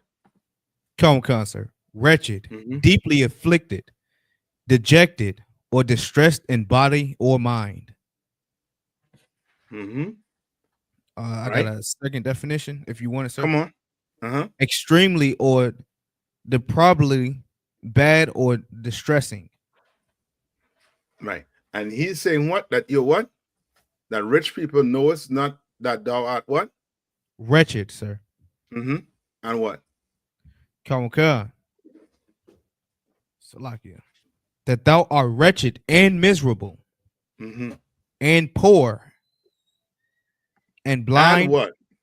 And blind and naked. What's this trying to? We're trying to say to these rich people. Salakia, sir. Come on. That they are, you know, poor in spirit because they don't really, you know, they don't hold any substance other than money. Yes, and that wretched, you can replace it with unhappy. Come on, sir. Let's say in a very own in a very unhappy, unfortunate state, wretched. And that's, you know what I mean, rich people. You know, so some of us look at these rich people and we will love to have their life, not knowing it's, I mean, look how, what's her name? Whitney Houston. She had money. Michael Jackson had money. Prince, money. But how they die? They die like how a poor man will die. You understand? Like the Lord trying to get us to understand the dynamics between the rich and the poor. And the rich oppresses the poor man. The rich hates the poor man. And now knowing that, Salaki said, come on. That's like when Christ and Barabbas was up. You know what I mean? The Pharisees they chose Barabbas. Well, you know what I mean? And the poor people followed suit. Yeah. Yeah. The rich man, he is going to have you do things to suit his what? His pockets. You understand? You're going to think you're getting wisdom from him. You're not getting any wisdom from a rich man. None whatsoever. None. All right. Tabone, you want to read that story? Come on. Tell them what you're reading.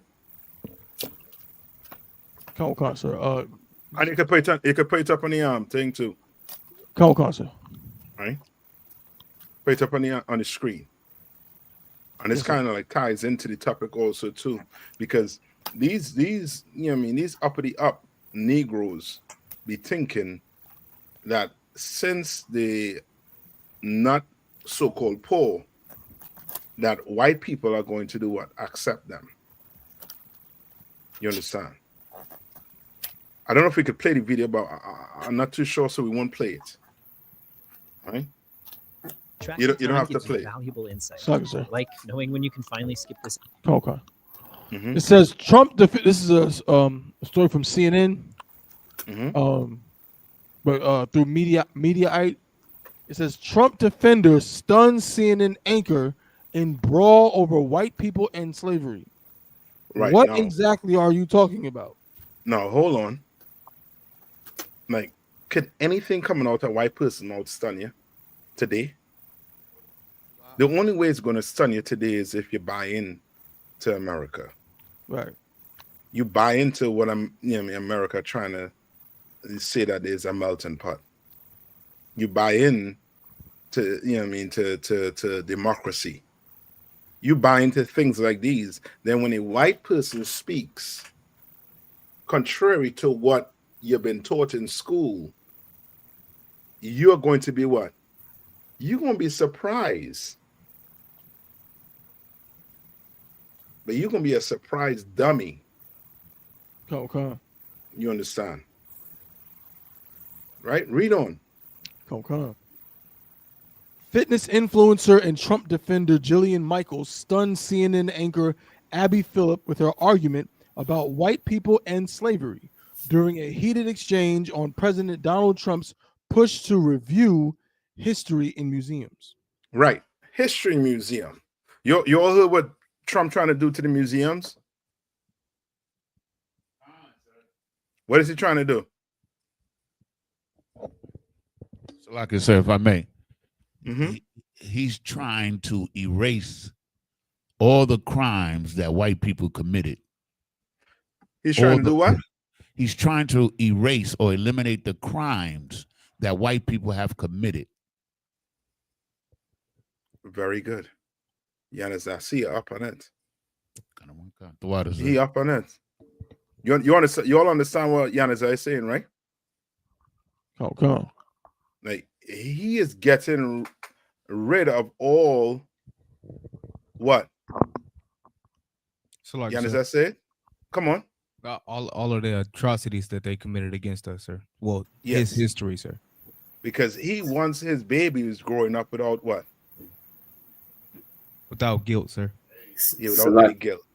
Salaki, that's a perfect real life example. That's a perfect real life example of back when we was reading Ecclesiasticus about the proud hating humility, right there, wanting to get rid of, you know, his what he's done as yes, you're correct, and that's why we go there every weekend and tell them what they did, and what happens when we tell them what they did. Sir. Come on. They either make up excuses or they say, you know, I would never do that. I love everybody. But in reality, I mean, they just showing who the devil themselves to be the devil, because I mean, you can't take accountability for what you did. Your ancestors were the ones that, you know, did it. You are reaping the benefits of it. That's right. But they do a little more than that sometimes. What do they do? Salaki. Come on. They get angry. That's it. They get angry. They get angry and they want to do what? Call the cops. Come. You understand? And say we disturbing the peace, this, that, the other. Right? They get angry at us telling them what they did in their forefathers did in history. I'll understand if we were up there doing what? Just making up stuff, lying. But we're not. We are actually giving them their real history, and they get angry. Well, brother, Donald Trump, he doesn't want his people angry. He doesn't want his people to have what? Any type of guilt. Right. So guess what? He is going to remove all of their history from where? From the museum. And Brody's, come on. Salaki, I was just gonna say, because the truth hurts, Salaki. Yeah, it does. It does hurt. It does. Because boy, oh boy, today they're looking just like who? What are they looking like today? Salaki said they looking like the Nazis. Yes, like the Israelis. You understand? The oppression, you know what I mean? Like right now, what he is doing, he is trying to rewrite American history. And the Lord is not going to allow that. Because we are going to be out there on them streets reminding America about real American history. You could get rid of it from the museum, but you ain't gonna get rid of it from the streets until Christ returns. White people are going to hear what your forefathers did. You did not work hard for what you have. You did not. You got what you have because your forefather was white. You understand? That's your inheritance. You didn't work hard like brothers or sisters who had to go to school. You understand? And make sure they got A's on their paper and come out into this world and still had to fight. Top. I mean, you go to school for what? How old you be when you start school? What, 5? I think 5 is the minimum. And then by 20, so that's what, 15 years you go to school. Right? If you go to college, it might be what, 20 years you go to school. And then you come out into the so-called world to work in the workforce. And that degree means nothing. You understand? And I'm not saying don't go get it. I'm saying that's how they look at it. Because now you have a degree, but guess what? You got to go work. And I'm not downing working in no like KFC, no establishment like that. It's an honest paying job. If you had to work that, work it. You understand? But the oppressor, he is so wicked and evil that he will make you have to go on, work 10 times as hard as him. And then tell you, you're shiftless, you're lazy. While he's gobbling up the earth. So like the oppressor, they have no place for us in their world. That's it. That's why we're gonna have to create our own. That's why we are creating our own. All right. Read on tab 1.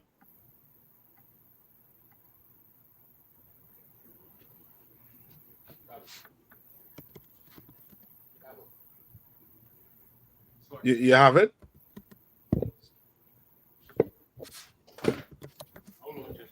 Who could take it for him? I'm gonna read it quick before the time. He wants you to continue reading. Skip down to where you see the dialogue. The Michael S. and Roginski, sir? Yeah. Where you see Michael's. Come on. Phillips pushed back hard at one point, telling Michaels, you brought up the question of whether or not slavery in the United States is about race. The answer is yes. Michaels, can you address some of those things that are in there? Have you looked at some of the things that are being reviewed? Yes, slavery was a bad thing that we should talk about. Michaels, he is not whitewashing slavery. Roginski, so he's not? He's not, no. Okay, Michaels, he's not. And you cannot tie imperialism and racism and slavery to just one race, which is pretty much what every single exhibit does. But let's talk about the fact that Torres, slavery in America was white supremacy. Michaels, do you know that only less than 2% of white Americans own slaves? What is Michael's trying to do? Almost, it's like that. Salaki, once again, the proud lacking humility, they can't just take the truth right then. They just can't take it. Yeah. Salaki, sir. Come on. He's trying to minimize their crimes. Yes. And almost minimize it to the point that what? Salaki, sir. Come on. That they never did anything. Yeah, it was just 2%. Where's 2%? You know what I mean? Where's 2% what? 100.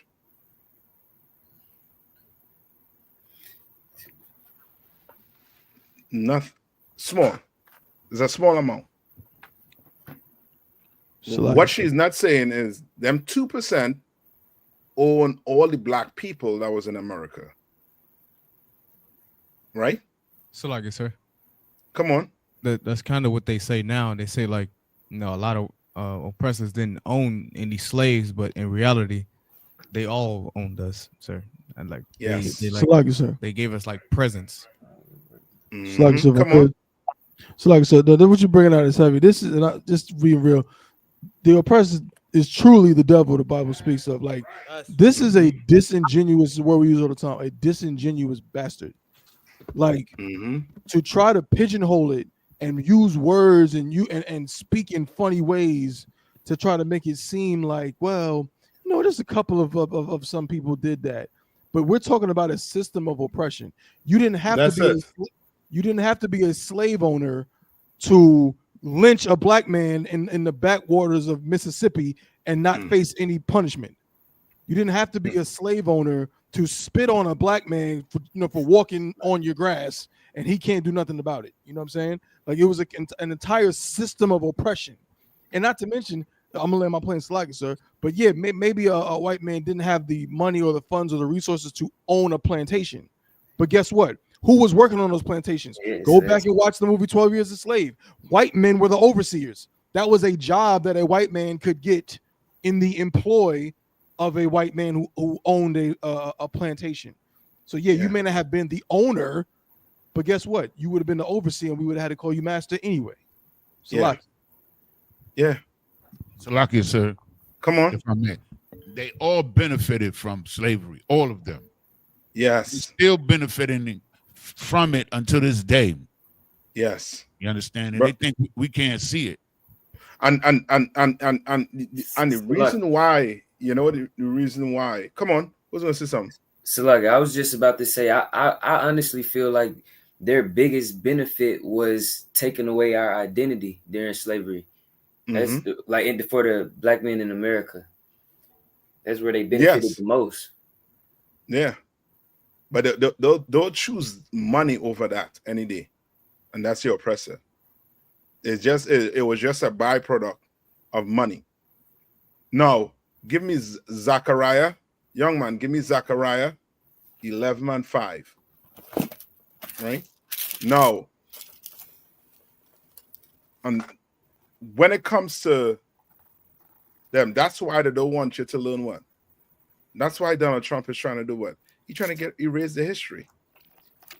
So stuff like this type of BS could fly. So like you said, Zechariah 13 11 and 11 and 5. And 5, okay. Mm-hmm. Right? Like Okay, she's so trying to say it. what? 2%.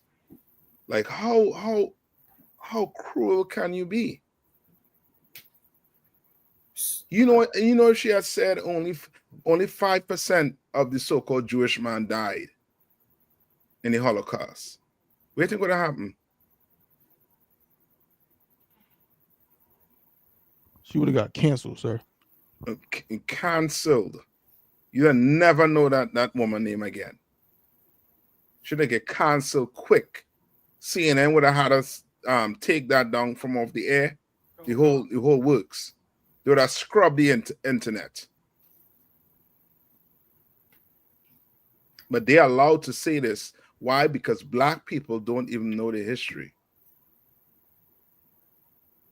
Right? I want to say black people, meaning the majority of us. You go on Ask. I saw some show where a brother was asking for countries in what I think in countries in forget what he was asking about, certain countries, and brother, nobody knew the answer to some of these questions. I think he was asking about South America or Central America. Give me 3 countries in South America. Forget what he was asking. But we don't know. And that's because we don't have our own school system. We don't have, our own anything. So they're allowed to just feed us whatever they want to feed us. But now read on. Read. Tell them where you're at. Con. We're at Zechariah 11 and 5. All right. Whose possessors slay them and hold themselves not guilty, and they that sell them say, "Blessed be the Lord, for I am rich." You understand? They're doing what? They're trying to say what? Whose possessors what? The possessors slay them and hold themselves not guilty. So as go ahead. I was just saying, so as they're committing their crimes against our nation, they're justifying everything and just not wanting to take accountability for anything that they do. Yeah, they want to hold themselves guilty. They do not. Come on. If I could, they also, I believe, most of the laws that they made, like black codes and Jim Crow laws, those things were against us. But there also was probably more than likely, it's not well known.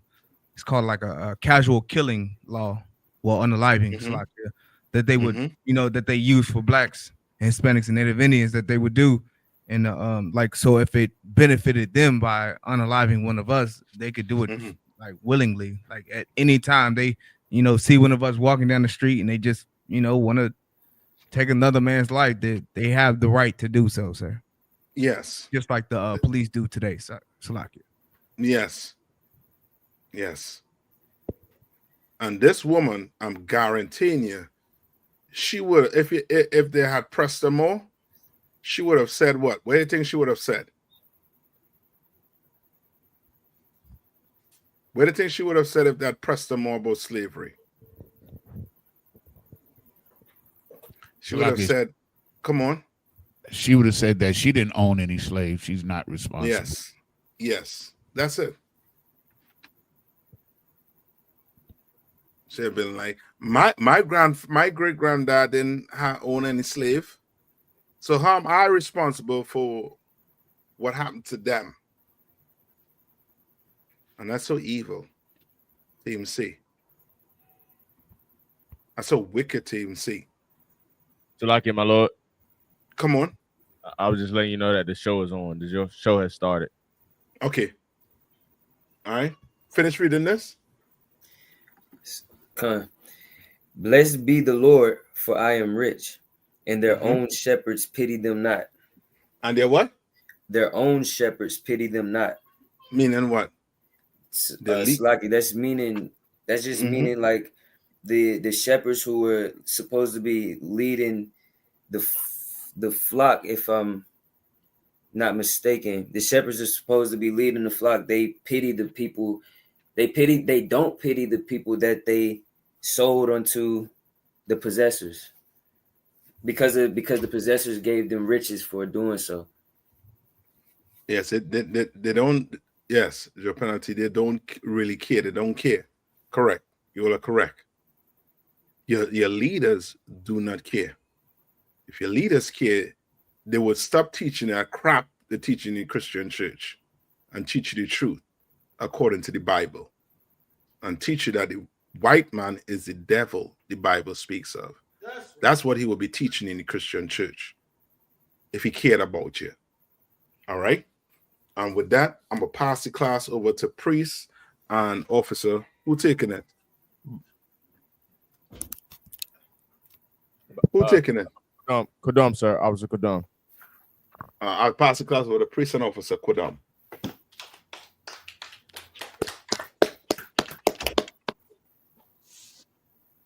Men of Israel, Majum. We're going to render one courtesy salute unto Captain Nayathaq. Men of Israel, Shabbat, and Majum. Barak. Yahweh, Shivya, I was shot.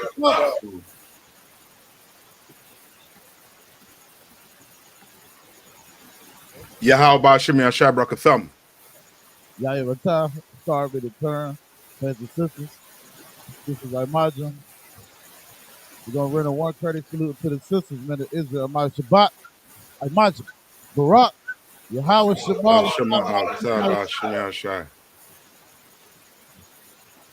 Yahweh Ratah. Yeshav.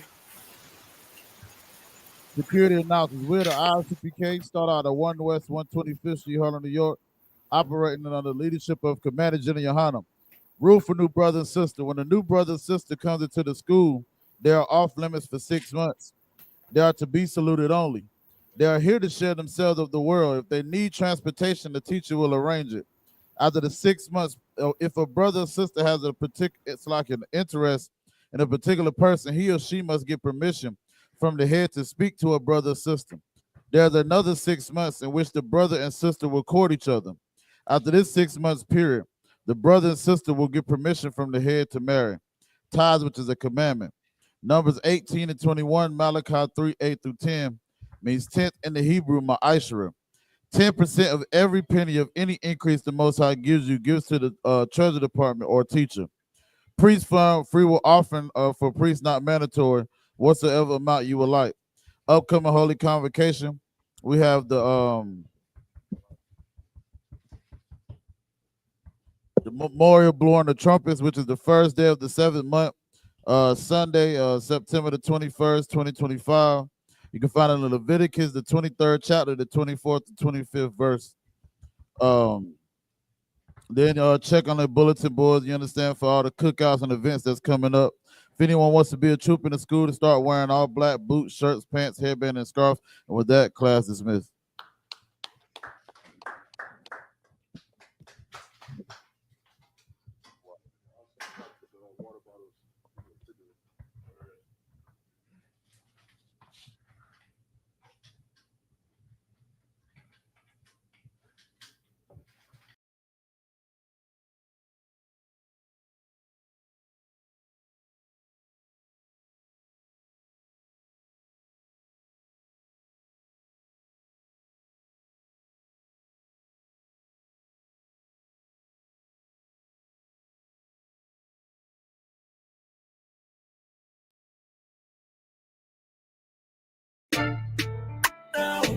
Yeah. I one West.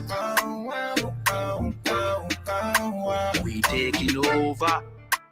Ha. Yo, Nayathaq. Yo, Gucci. Strap to the bone, chat to me chrome. Fire one in a them head, chat to the dome. Them boy they no bad, that a way me know. Only bad when the man friend pop pill alone. Tall rifle a roll under me clothes. One West a run road that a fi be known. Brown in bad bitch, not silicone. Rich badness, fat belly phone. Them boy they no ready for the gun life. Give them a pick and a wrong knife. Press the chip clock on the front line. The road dark, it become bright.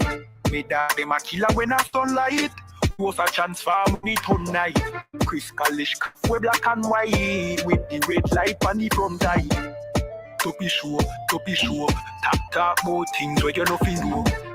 To be sure, tell taking a me and that I no fi sure. Rifle bind them big like puppy tour. A tall rifle a mad to be go fi four. To be sure, but he boy stop chat when the fuck you know. Thing them ram up in a skin them time you get lead poison in an infection. Make you look rise quicker than inflation. And the eye cast a living in dead from the inception. That's how the thing then can start off slow, now the thing get strong. I one West and it never take long. Now we are do the road mad injection. To be sure, talk about things where you no feel know. To be sure, Kel taking a me and that I no fi sure. Rifle bind them big like puppy tour. A tall rifle a mad to be go fi four. To be sure, but he boy stop chat where the fuck you know. Them boy they no ready for the gun life. Give them a pitchfork and a gun knife. Press the chip clock on the front line. If the road dark, he become bright. Me dog them a killer when a sunlight. We was a transform when it turn night. Chris Kalish, we black and white. Make the rain fall and the ground dry.